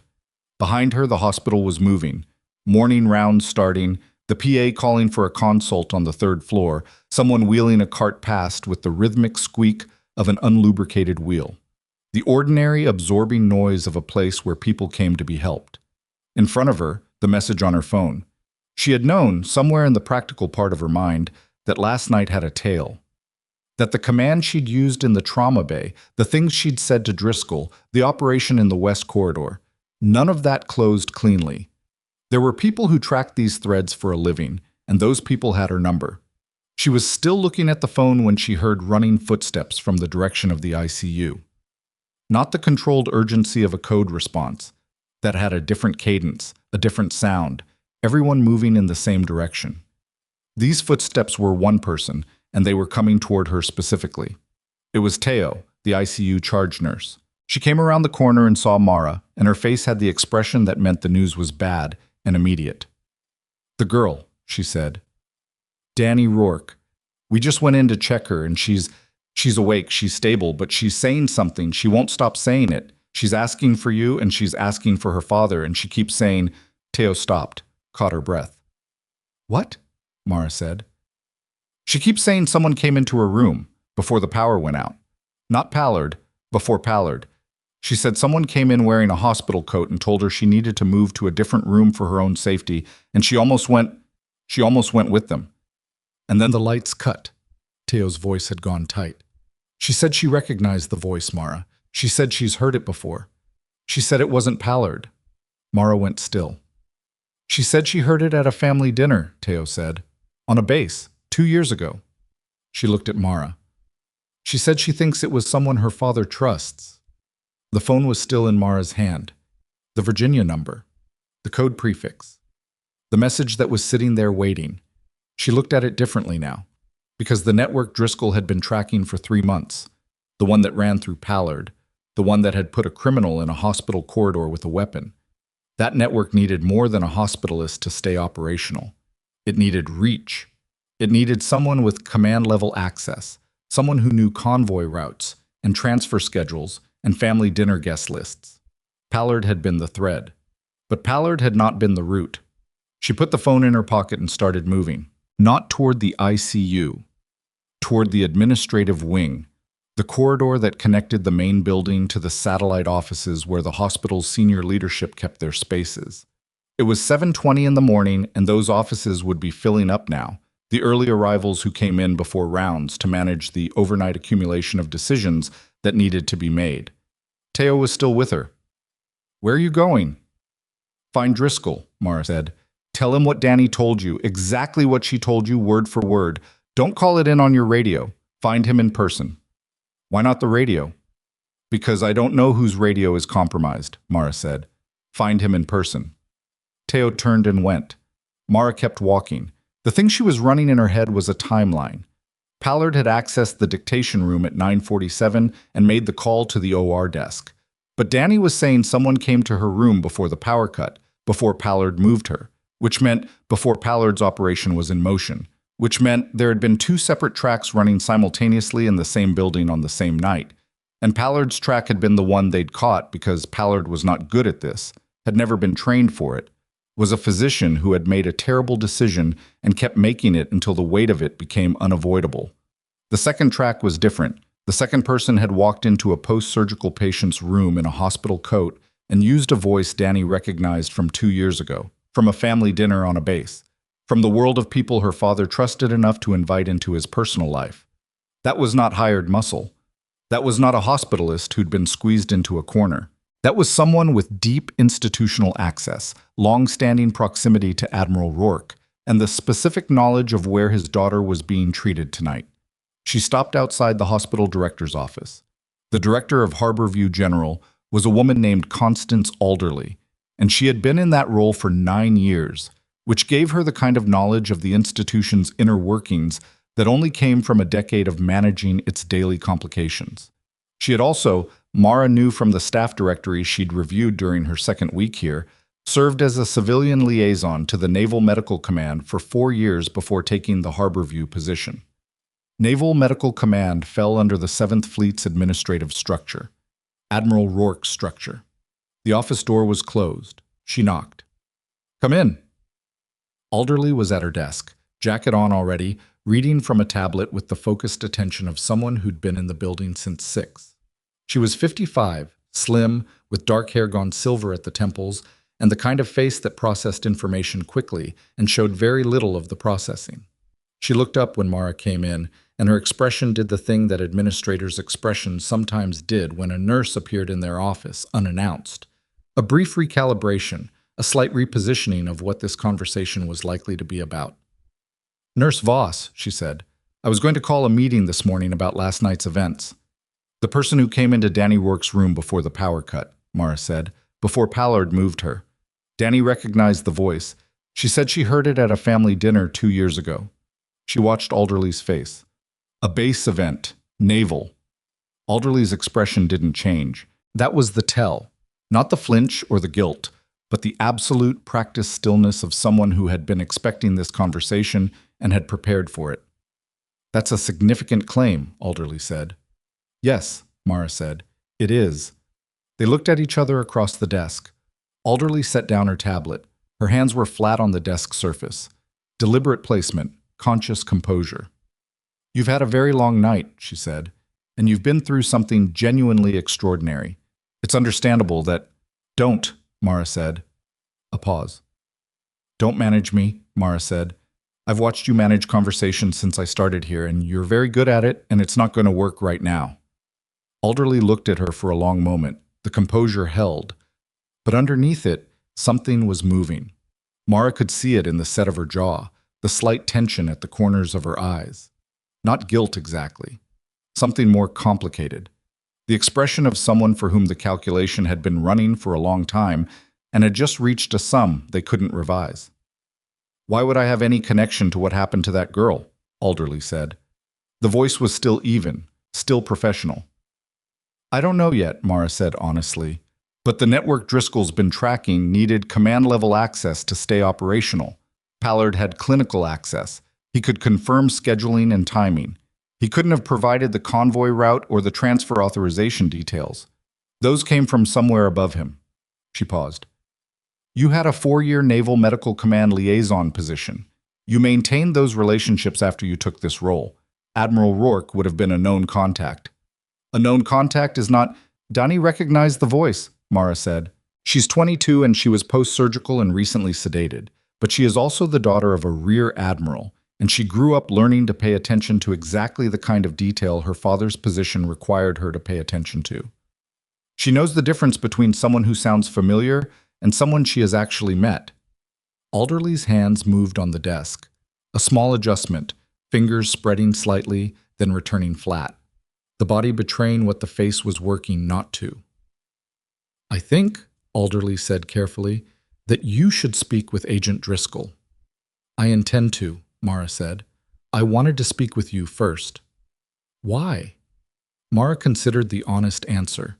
"Because I've watched you run this hospital for 2 months, and most of what I've watched has been competent and careful and genuinely oriented toward the patients. And I wanted to give you the chance to do the thing that's still available to you, which is to tell me what you know before this becomes purely a federal matter." Alderley looked at her for a very long time. Outside the office window, the morning was coming in gray over the bay, the rain still moving across the water, the harbor lights still on against the low cloud. The hospital was audible through the walls, the PA system, the distant percussion of a building coming fully alive. I didn't know she'd be hurt, Alderley said, very quietly, like she was testing the words before committing to them. I provided logistical information, scheduling, access coordination. I was told it was an internal security review, that the admiral had authorized it, that it was about verifying the integrity of the transfer protocols. She stopped. I was told no one would be harmed. The oldest sentence in the world, Mara thought, specifically in the version where someone had been harmed. Who told you? Alderley shook her head, once. I need to speak with an attorney. Yes, Mara said. You do. She left the office, pulled out the secondary pager, and sent Driscoll a message. Administrative wing, director's office. Come now. Then she stood in the corridor and put her back against the wall and let herself be still for 30 seconds. Not processing, just still. The kind of pause that was a physiological necessity after a long time running on something that wasn't quite adrenaline but was adjacent to it. She'd learned to take the 30 seconds when they were available because they weren't always available and the debt accumulated. At 28 seconds, Driscoll appeared from the main corridor at a pace that meant he'd been close. She met him halfway and gave him the summary in about 90 seconds. Danny's account, the timeline discrepancy, Alderley's response, the Naval Medical Command connection. He listened without interrupting. When she finished, he looked at the director's office door for a moment and then back at her.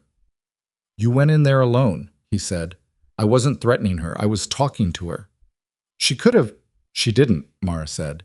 And now you have a head start on the conversation you need to have with her, which you wouldn't have had if I'd waited. She paused. She'll ask for a lawyer and she'll get one and she'll eventually cooperate because she's not someone who was built for this and she knows it. The lawyer will help her understand what cooperation looks like in terms of outcomes.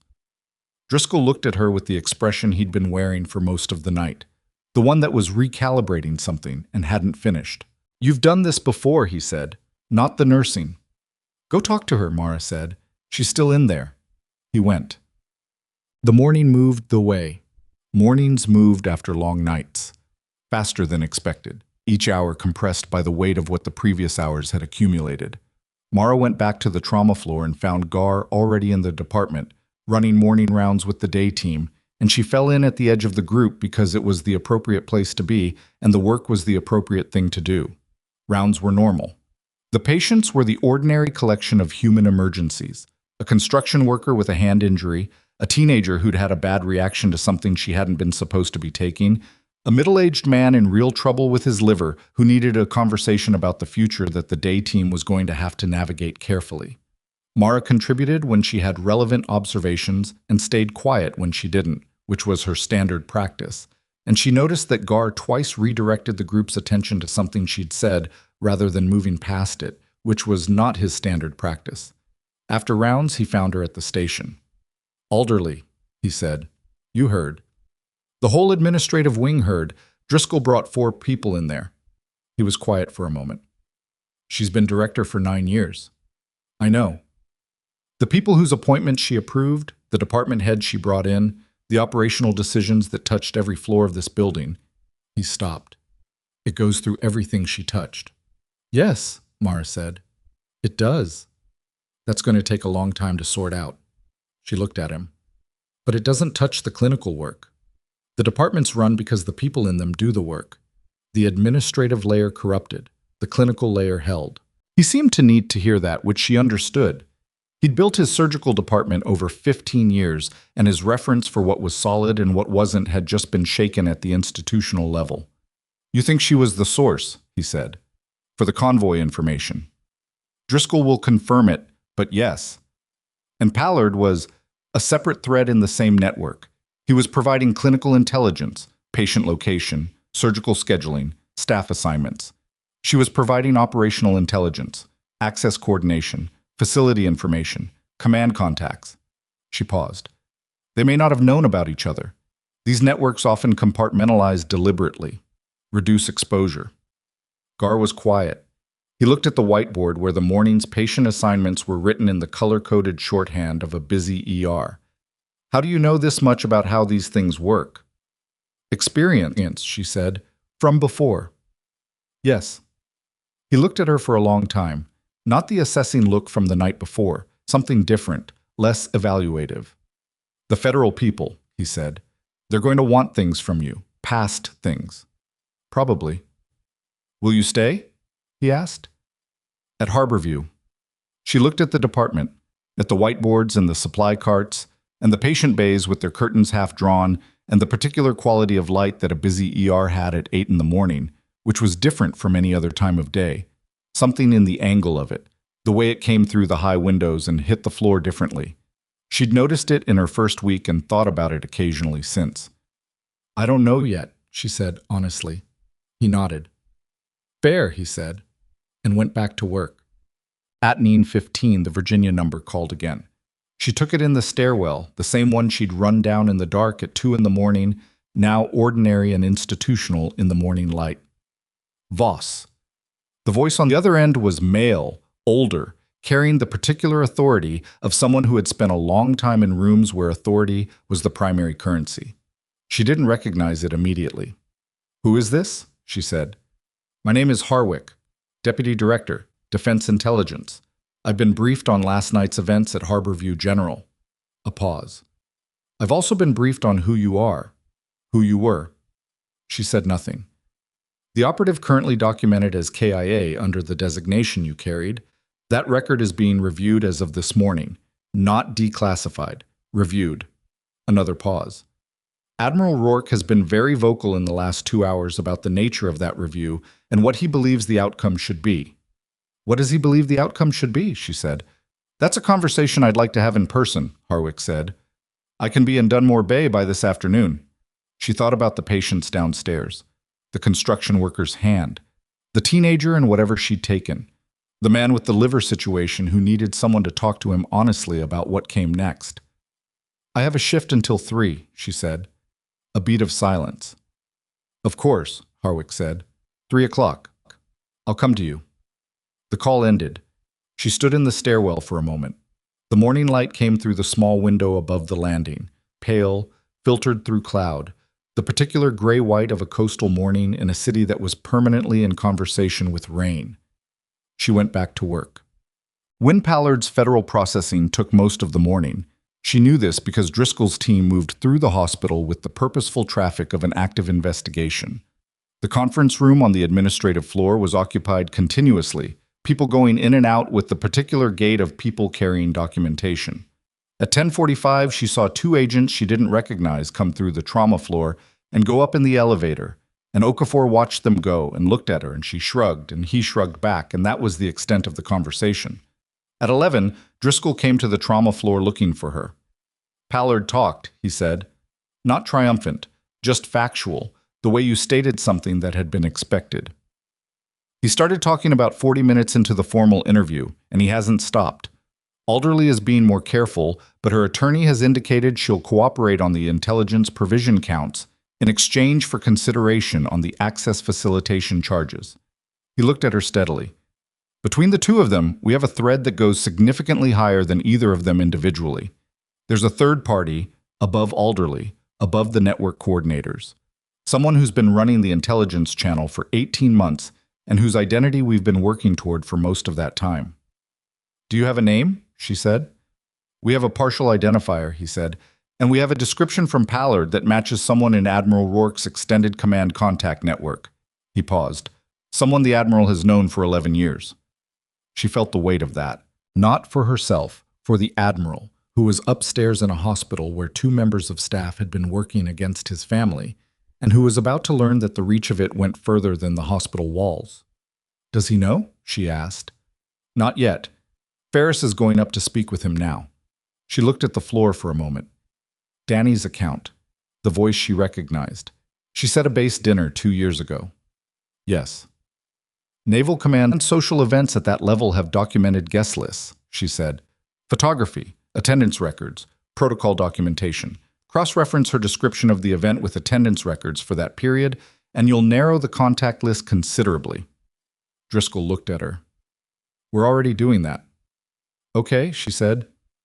Good. Voss? He paused. Harwick called you. She looked at him. You know Harwick. I know of him. He's significantly above my pay grade, and the fact that he's personally involved in this. Driscoll stopped. What you were. Before. It's bigger than I understood when you told me last night. It was a long time ago, she said. The classification level on that extraction operation, he said. I got partial access this morning for the investigation. I've been in this work for 16 years, and I've run into classification levels that high twice. Both times involved programs I didn't fully understand and wasn't supposed to. He looked at her with something that was close to the expression Swick had worn in the corridor. The look of someone trying to reconcile the thing in front of them with the thing they thought they were seeing. You were a nurse for 2 months before last night. I've been a nurse for 4 years, she said. It's not a cover, it's what I am. And before that I was something else, she said. People are usually more than one thing in their lives. It's not remarkable. He nodded slowly. 3 o'clock with Harwick, he said. I'll be in the building. She went back to her patients. The construction worker's hand required a specialist consult that she coordinated, which took 40 minutes of calls and scheduling navigation that would have been faster if Harborview's consult system weren't running on a software version that had been outdated for 2 years. The teenager was stable, and her parents had arrived from across the bay, and the conversation in Bay 3 was the kind that needed a nurse present, and she stayed for the parts that mattered. The man with the liver situation. His name was Dermot. He was 58. He had 2 adult children and a job he'd held for 20 years, and a body that was running out of time to make a different choice. Sat with her for 20 minutes while she explained what the labs were saying in language that was honest without being cruel. And he asked 3 questions and she answered all 3 of them directly. And when she left the bay, he looked smaller than when she'd come in, which was not a failure, but the necessary result of someone understanding something true about their own life. She was documenting Dermot's consult when her pager went off. ICU. Danny Rourke's room. Priority flag. She moved. The ICU corridor had a different energy than it had had that morning. 2 of the admiral's military escorts were at the elevator, not stationed but moving, the compressed movement of people responding to something. She went past them to Danny's room and came through the door and stopped. Admiral Rourke was standing beside his daughter's bed with his back to the door, and he was not moving. Danny was upright in the bed, more upright than she should have been for day 1 post-surgical, pulling slightly at her drain, her face carrying the tight expression of someone holding something difficult. Ferris was in the corner. She looked at Mara and gave a small headshake. Not a warning, more like, this is already happening. There's nothing to intercept. Dad, Danny said, her voice was careful. You need to sit down. I'm fine, the Admiral said. You're not. You've been standing for 12 hours and you've had nothing to eat and you need to… Danny. His voice broke slightly on her name, just slightly. I need you to tell me again what you told Agent Ferris. Danny looked past her father to Mara. There was something in it, not a request for rescue, more like acknowledgement. The recognition of one person by another across a room full of something too large to manage. He was at the commissioning dinner, Danny said. The September one, 2 years ago. Commander Birch. The name went through the room like something physical. Ferris's hand moved to her phone. The Admiral didn't turn around. He stood with his back to the room and his hands at his sides, and he was very still in the way that people were still when the thing they were processing had no movement available to it yet. Birch has been my operations liaison for 11 years, he said. Not to anyone in the room specifically. He was at Danny's graduation. He was at her mother's memorial. He stopped. He knew the convoy route because I told him the convoy route. Nobody in the room said anything. I told him, the Admiral said again. The second time it had more weight in it than the first, the way a repetition sometimes carried what the original statement couldn't hold. Mara stood inside the door and didn't move and didn't speak, because there was nothing to say and nothing to do, and sometimes the only right thing was to be present without intervening. The Admiral stood at his daughter's bedside and worked through something that had no clean path, and Danny watched her father with the steady, quiet attention of someone who loved him and couldn't make this easier and knew it. Ferris stepped out to make the call. Mara heard her in the corridor, low and quick, the language of a federal agent transmitting a name that was going to generate significant motion at the other end. The Admiral finally turned around. His face had done something complicated. The processing complete. The outcome reached, whatever it was laid flat now behind his eyes, where it would sit for a long time. He looked at Mara. You knew before I did, he said. I didn't know his name, she said. I knew the shape of it.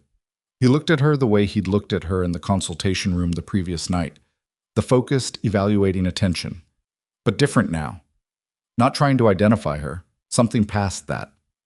Last night, he said. Everything that happened in this building. My daughter is alive because of the decisions you made. She's alive because the surgical team got to her in time, Mara said. I just made sure they could get there.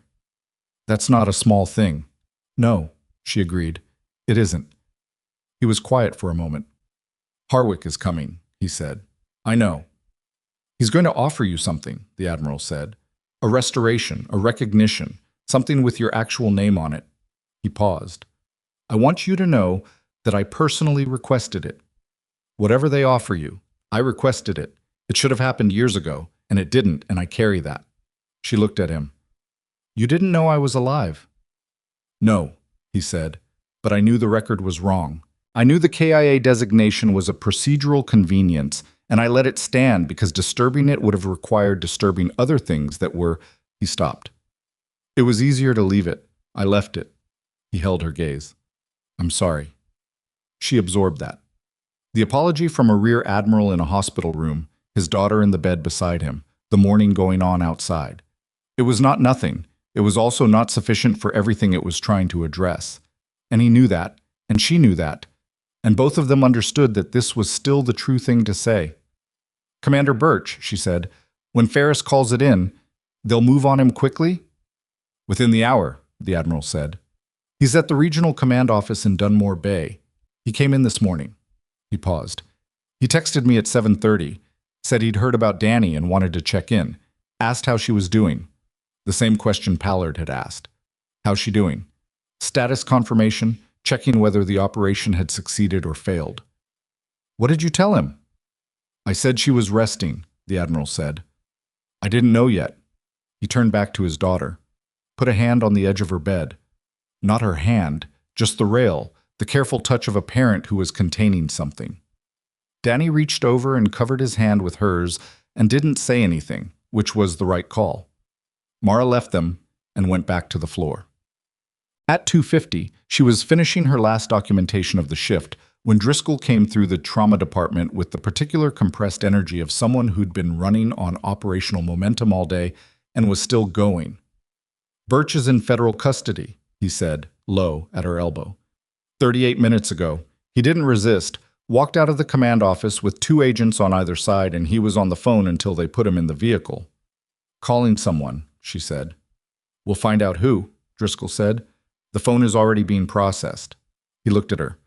Harwick's car pulled into the parking structure 7 minutes ago. She finished the note she was writing, set down the pen. Okay. How are you doing? He asked. She considered the question honestly. I'm tired, she said, and I have a patient I'm worried about who needs a follow-up consult that I want to make sure gets flagged for the incoming nurse. Driscoll looked at her. That's what you're thinking about. I'm always thinking about the patients, she said. That part doesn't stop. She flagged Dermot's file, wrote the handoff note, made sure Okafor had the relevant information before she signed out. Then she pulled on her jacket, picked up her bag from the locker room, and walked toward the administrative wing to meet the man from Virginia who'd flown in to tell her something about the person she used to be. The corridor was quiet at this end of the building, the afternoon foot traffic lower than morning. The rain was still at the windows. It had rained the entire time, she realized, the entire extraordinary length of this night and morning, the weather indifferent and consistent in the way coastal weather was. She was 15 feet from the conference room door when her phone buzzed. Not Harwick, not Driscoll, not the Virginia number, an unknown number, local area code. She stopped, looked at it, answered, static. Then a voice, male, careful, with the calibrated evenness of someone reading from a prepared statement. Ms. Voss, or whatever name you prefer. A pause.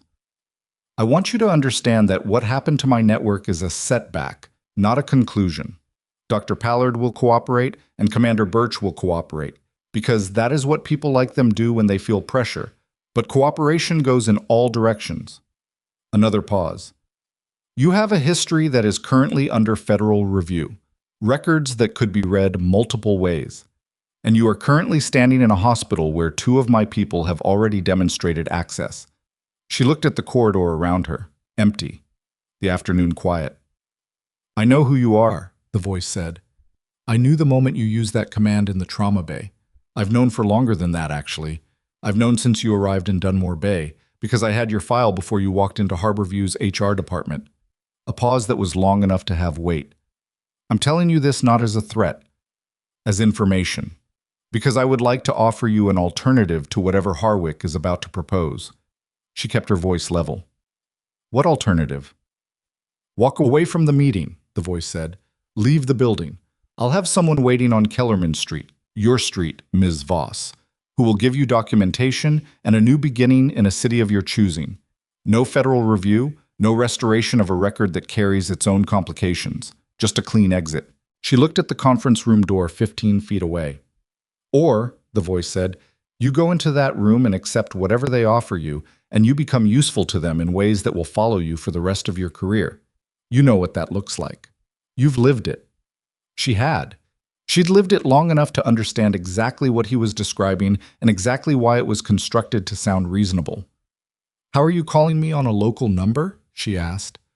"Because I'm closer than you think," the voice said. And then she heard it. Underneath the call, real and immediate, the sound of a door in the corridor behind her. She turned around slowly.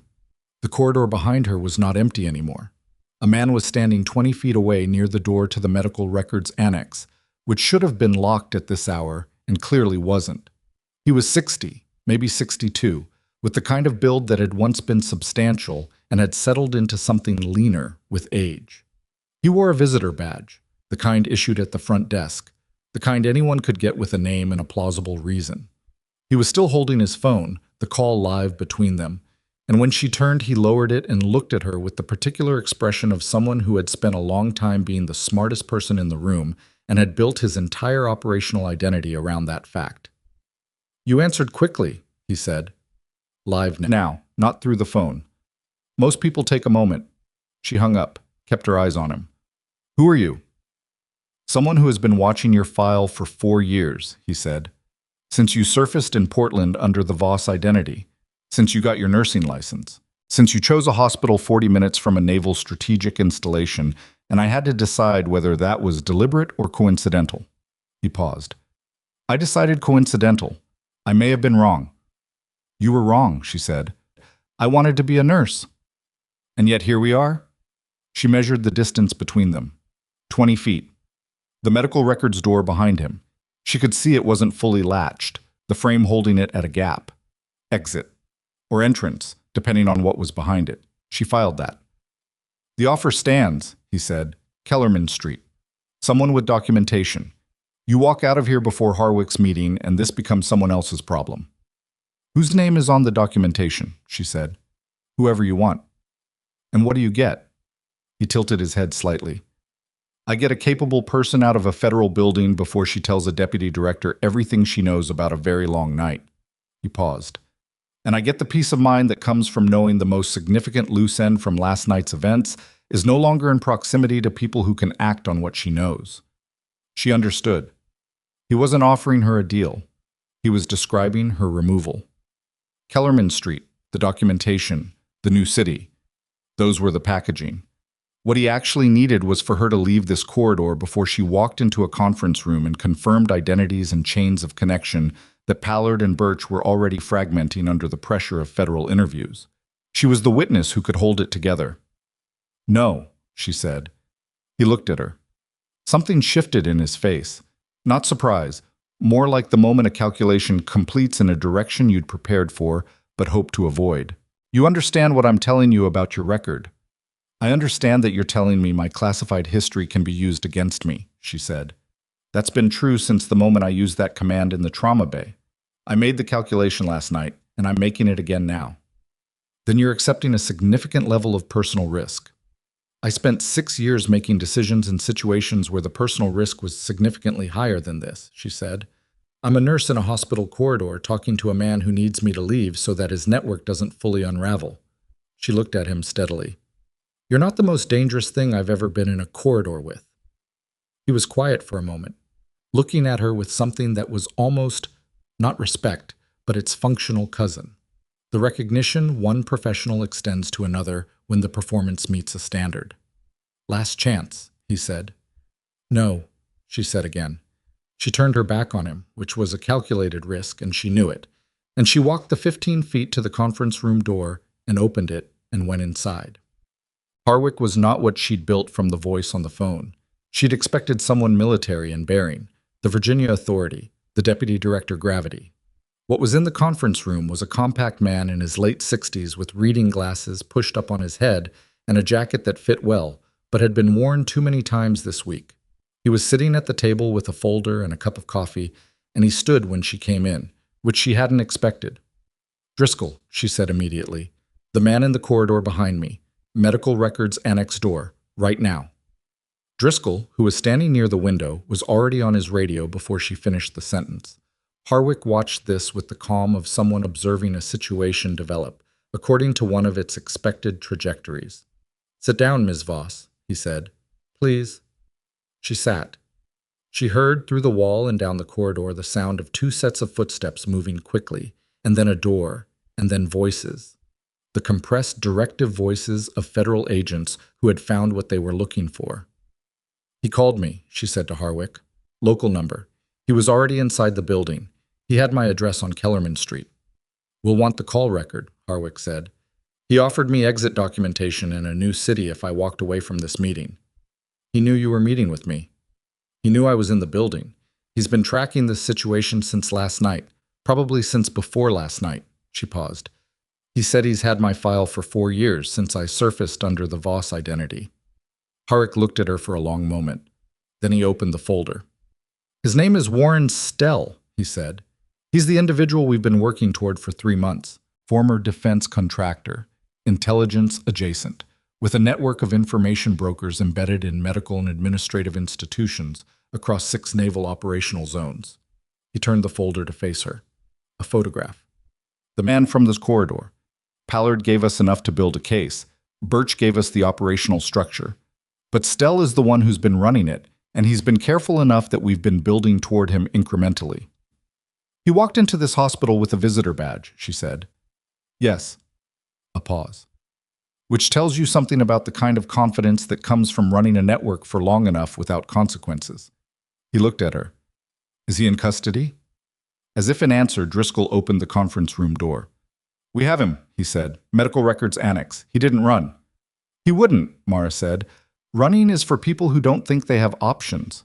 She looked at the photograph in the folder. He still thinks he has options. He doesn't, Harwick said. Not anymore.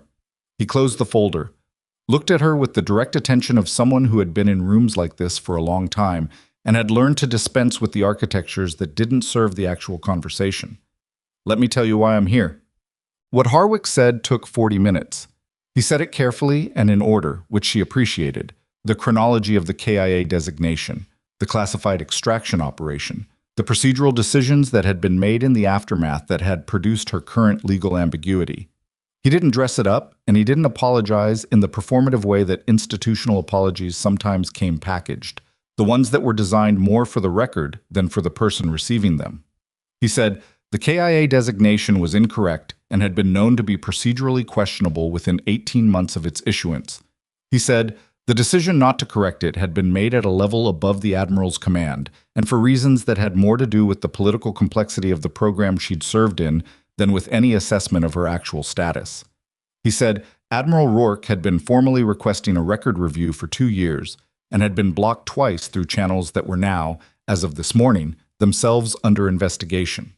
He said, what he was authorized to offer her was a full record correction, reinstatement of her service history under her original designation, and a formal recognition of service that had been classified for 6 years but could now be at least partially acknowledged. He slid a document across the table. She looked at it without touching it. What does this require from me? She said. A debrief, he said. On the extraction, on the subsequent years, on everything you observed last night that relates to Stell's network. He paused. And a decision about what you want to do going forward.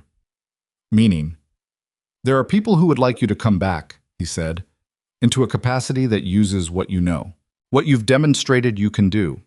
He said it without pressure, which she recognized as its own kind of pressure.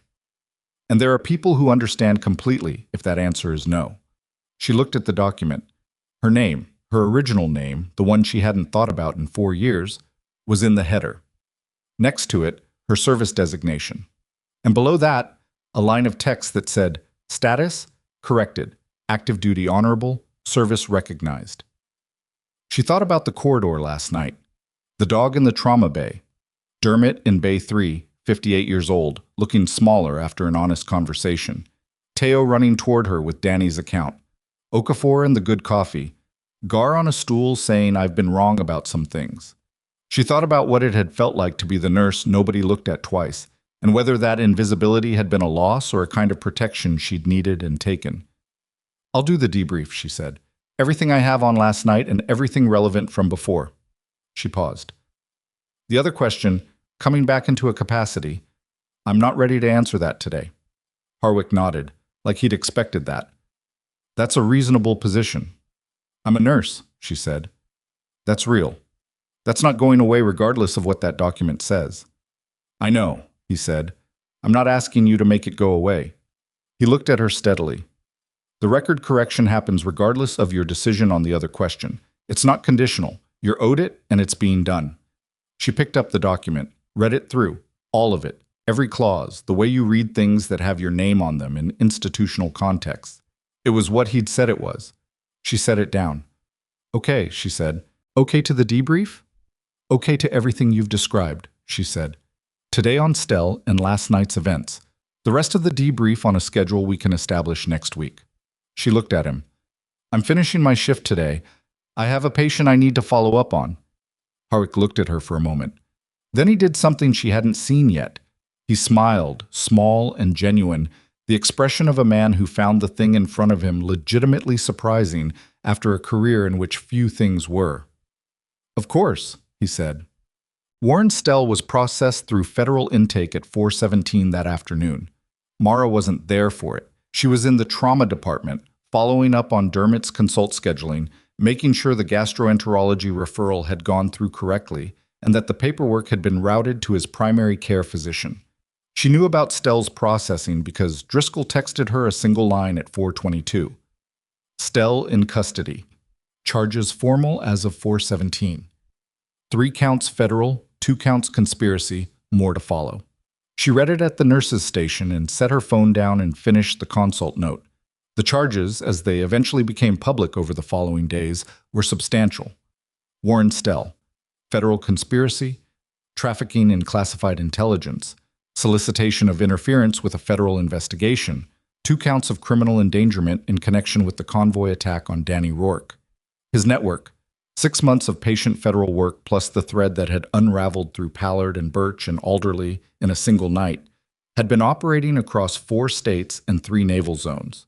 The scale of it, when Driscoll briefed the full picture, was larger than the corridor conversation had suggested. Wynne Pallard pled to 2 counts within 10 days. His attorney had understood correctly that early cooperation had value, and the federal prosecutors had understood correctly that Pallard was an instrument, not an architect. He lost his medical license. He would serve time, though the duration was under negotiation. She heard about it the way hospital staff heard about most things, through Okafor, who heard it from someone in administration, who'd seen it on the federal court docket that had been made partially public. Constance Alderley's case moved more slowly, the way cases moved when the subject had access to better attorneys and a more complex factual picture. But it moved. She resigned as hospital director within the week, before the formal charges were filed, in the particular way that people resigned when the alternative was being asked to leave. The hospital board appointed an interim director and began the process of reviewing every administrative decision she'd made in the last 3 years. That review was going to take a long time and find things that were difficult, and the hospital was going to have to live with the findings. Commander Birch did not cooperate. His attorney advised silence, and he took that advice, which meant his case would go to trial and take longer, and he would eventually face a more significant outcome than either Pallard or Alderley. Naval Command opened its own parallel investigation, which was separate from the federal proceedings and moved at the pace of institutional reckoning, which was slow but thorough. Admiral Rourke made a statement from Dunmore Bay that was released through official naval communications channels. It was 3 paragraphs, formal in register. precise in its acknowledgments. The third paragraph noted the extraordinary actions of Harborview General's emergency nursing staff in preserving the safety of his family during a critical security event. He did not use Mara's name. The classification situation was still being resolved, and her attorney, newly acquired, had advised caution about public naming. But the people who needed to know what the paragraph referred to knew. Danny Rourke was discharged on day 5. The surgical team signed off on her drain removal on day 4. Her mobility progressed ahead of the expected timeline because she was 22 and fundamentally healthy, and had the particular stubbornness of someone who found lying in a hospital bed intolerable on a philosophical level. She walked the ICU corridor twice on day 3 with Mara beside her, which was slightly faster than the protocol suggested, and Mara had said so, and Danny had said she understood and kept walking. On the morning of discharge, Mara came up to do the standard nursing sign-off, vitals review, wound check, medication instructions, the follow-up scheduling that was the most important part of discharge and the most frequently neglected. She went through it systematically while Danny sat on the edge of the bed in her own clothes for the first time in 5 days, looking like a person again rather than a patient. Incision check in 10 days, Mara said, with whoever your primary care is or a surgical follow-up here if you stay in the area. Don't lift anything over 10 pounds for 3 weeks. If you have fever over 101, new abdominal pain that's different from the expected soreness, or any discharge from the incision site, come back immediately, Danny said. I know. Do you actually know, or are you telling me what I want to hear? Danny looked at her. Both, she said, but mostly actually know. Mara nodded, made the notation. Good. She was closing the chart when Danny said, What's going to happen to you? She looked up. My dad told me some of it, Danny said. The record thing, the review. She was looking at Mara with the same steady attention she'd had in the corridor, the directness she'd inherited from her father. Is it going to be okay? Mara thought about how to answer that honestly. It's going to be complicated, she said, for a while, and then it's going to be more okay than it was before. Are you staying here? At Harborview? Yes, she said. She'd decided that at some point in the last 48 hours without making a formal decision. The way some things settled into certainty not through deliberation, but through accumulated weight. I'm staying. Danny looked at her hands for a moment. I keep thinking about what would have happened if you hadn't been there, she said. If it had been any other nurse who came onto that shift. Then someone else would have figured out something, Mara said. People manage. That's not true and you know it, Danny said. Mara looked at her. It's partly true, she said. And partly I got lucky that the dog was there. She did half the work. Danny almost smiled. She's getting retired, she said. My dad told me. They're looking for a placement. Swick mentioned it. I told my dad. Danny paused. I told him I thought you should have her, if you wanted her, when she retires. She looked up at Mara. I know that's probably not how it works with the formal process. It's probably not how it works, Mara agreed. But if it could work, Danny said, she remembered you. After everything, all those years, everything that happened, she still knew you. She paused. That seems like it should count for something. Mara looked at the floor for a moment, then at Danny Rourke, 22 years old, sitting on the edge of a hospital bed 5 days after abdominal surgery, with her drain removed and her discharge papers ready, and her whole life in front of her, and also behind her now, this specific night, this specific thing that had happened to her, and that she would carry in the way that things like this were carried, not always heavily, but always present. Yes, Mara said. It counts for something. The formal record correction came through 6 weeks later. Mara was in the middle of a Tuesday afternoon shift when her attorney called, and she took it in the stairwell. The same one, the West Stairs, the one that had become the de facto location for conversations that needed to happen outside the ordinary flow of the floor. Her attorney, a woman named Iris, who had taken the case with the particular combination of professional interest and personal conviction that made for a good attorney, said the words clearly and without preamble. The record had been corrected. The KIA designation had been formally rescinded, her service history had been restored under her original designation, and the recognition documentation that Harwick had described was now official and on file. That's it? Mara said. That's it, Iris said. There'll be some follow-on paperwork, and the debrief schedule with Harwick's office is still in progress, But the core of it is done. You're not a KIA anymore. I was never a KIA, Mara said. Bureaucratically you were, Iris said. Bureaucratically you're not anymore. A pause. How do you feel? She thought about it. Like I need to get back to my patients, she said. But also, okay. I feel okay. She went back to her patients. The shift was a medium busy one. 3 trauma activations, 2 of which were significant and 1 that resolved faster than expected. A steady stream of the ordinary injuries and illnesses that constituted most of the ER's actual daily work. She moved through it with the fluency that came from months of practice in this specific environment.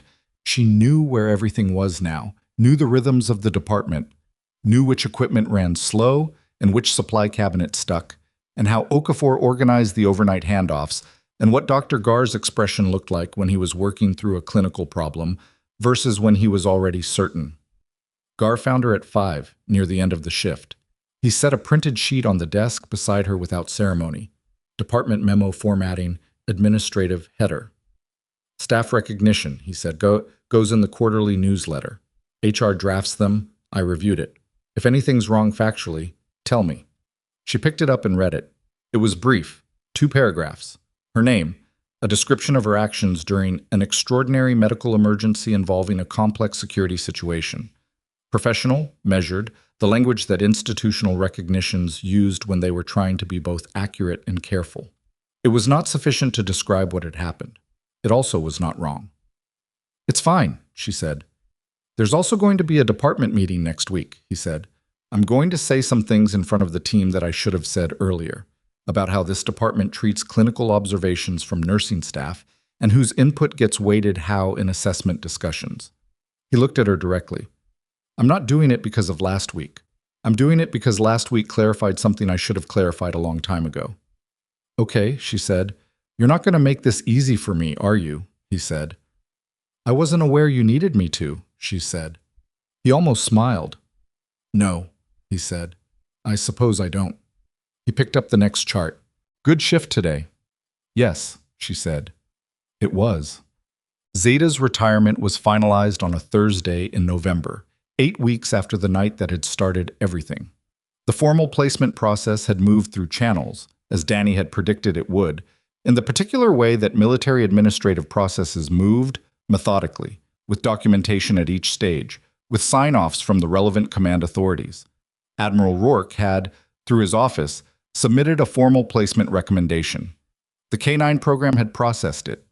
Corporal Swick, who was being reassigned to a new handler pairing, had submitted a written endorsement that was 4 sentences long and completely unnecessary, and which Mara had read twice. She drove to the facility on a gray November Thursday with the kind of weather that Dunmore Bay specialized in.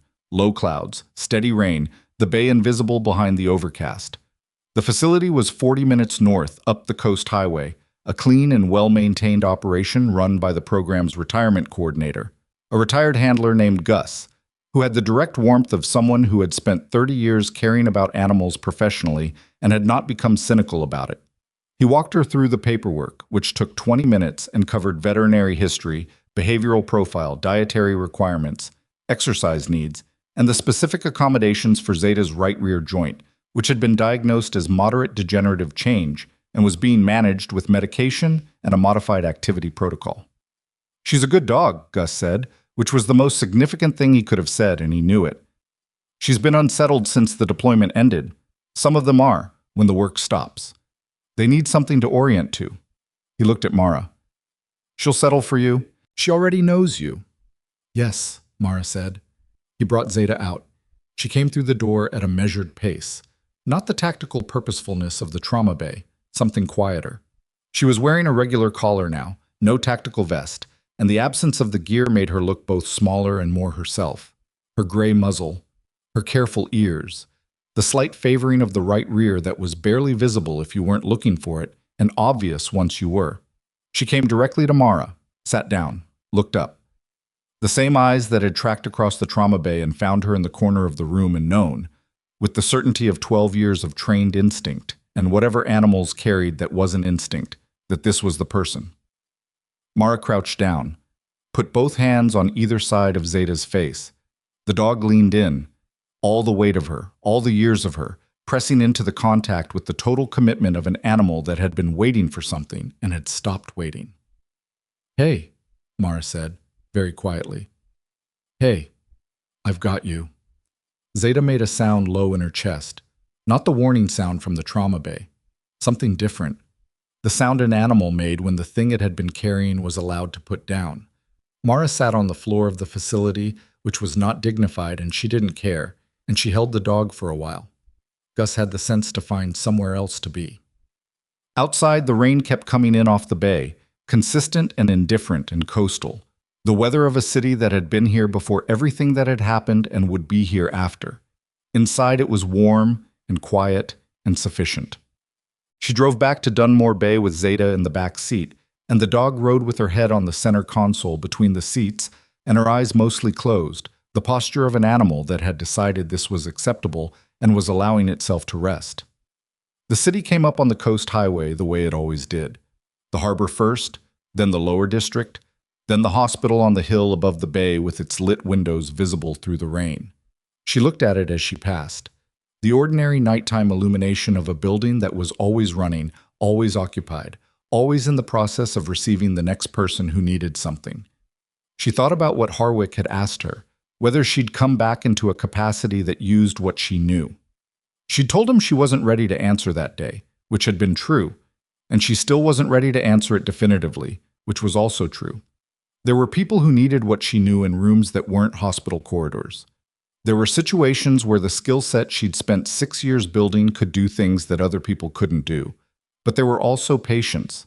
There was Dermot, who was 6 weeks into a treatment protocol now, and had called the department once to ask a question about his medication, and she'd happened to be the one who took the call. There was the woman from Bay 4 who had been scared and alone at 2 in the morning and had needed 8 minutes of someone sitting with her. There was the teenager and the construction worker and the ordinary, specific, irreplaceable series of people who arrived in an emergency department because they were having the worst day of their life and needed someone to help them through it. The things she could do in a room that wasn't a hospital, those mattered. She knew that. She'd lived the weight of why they mattered. But this also mattered. Being the person in the room when the room needed her. Not because she was the most decorated or the most classified or the most anything. Because she was there, and she was capable, and she showed up. She pulled onto Kellerman Street, parked outside her building, sat for a moment in the rain sound of the car. Zeta lifted her head and looked at her. "I know," Mara said. "Come on." She got out of the car, and the dog got out behind her, and they went inside together. 6 months after the night, Warren Stell had stood in a hospital corridor and offered her a clean exit. The Dunmore Bay Federal Court began proceedings on 14 counts across 5 defendants. The case had been covered in regional news with the particular attention that federal conspiracy cases attracted. The scope of it, the breach of military intelligence infrastructure, the network that had threaded through legitimate institutions for 18 months before it unraveled in a single night in a mid-sized hospital on the Oregon coast. Mara did not follow the coverage closely. She knew the broad strokes from Driscoll, who checked in periodically with the particular manner of someone who wasn't required to maintain contact and was choosing to anyway. She knew that Stell had ultimately decided to cooperate after his attorney spent 3 weeks reviewing the evidence against him, and concluded that the outcome of a trial would be significantly worse than the outcome of a negotiated plea. The cooperation had produced names and structures that the investigation had been working toward for years, and those names and structures had produced further charges, and the whole thing was going to keep moving for a long time. Justice at the institutional level was slow and imperfect, and frequently unsatisfying in its pace. She had learned that in a different context a long time ago. She had made her peace with it. Not the cynical peace of someone who'd stopped expecting better, but the practical peace of someone who understood that the alternative to slow, imperfect justice was no justice, and that no justice was not something she was willing to accept. She had also learned over the years, and again, in the specific compression of that one long night, that the places where she could have the most effect were not always the places that looked the most significant. The most important thing she had done in the trauma bay was move the dog. The most important thing she had done in the ICU corridor was stay. The most important thing she had done with Dermot in Bay 3 was tell him the truth in language he could hold. None of those things looked like the work of someone with a classified service record and a corrected KIA designation and a deputy director's private number in her phone. All of them were. On a morning in March, rain again, and always rain, the bay going green under the early light, she came into the trauma floor for a 7 o'clock shift and found Belfry at the station with 2 cups of coffee from the good machine, which was unlike Belfry, who was not a person who made gestures without cause. "What's this?" Mara said. "Staff meeting yesterday," Belfry said. "While you were off. Gar did the thing he said he was going to do." She looked at Mara steadily. "He told the whole team about clinical weight, about whose observations get counted, and how." She paused. "He said your name, specifically. He said you'd been right about things in this department that hadn't been listened to, and that he was changing how the department operated, and that the standard going forward was going to be that a correct clinical observation was a correct clinical observation regardless of whose badge it came from." Mara looked at the coffee. "He said other things too," Belfry said, "about the night with the admiral's daughter, about what you did and why it mattered." She paused again. "The whole room was quiet the whole time he was talking. That never happens." Mara picked up the coffee, took a sip. It was good, the real kind, made right. "Thank you," she said. "Don't thank me," Belfry said.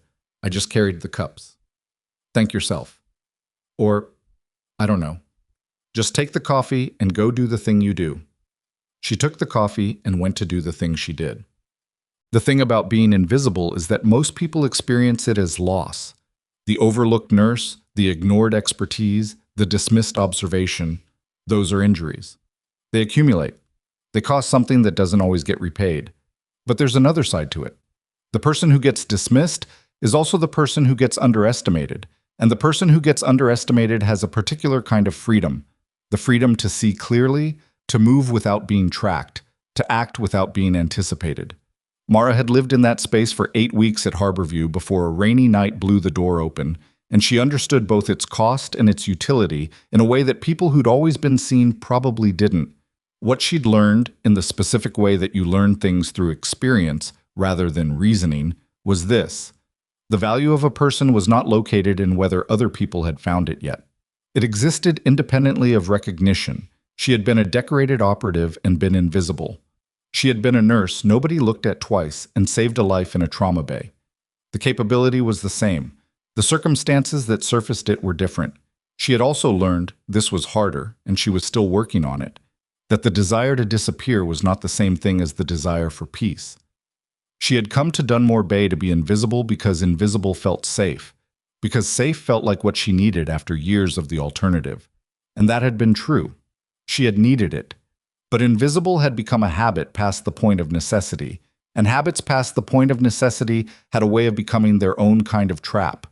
The trauma bay had forced her out of it. The dog had blown the door open, and what was on the other side of the door had been complicated, frightening, in the specific way that being seen was frightening when you'd gotten comfortable with not being.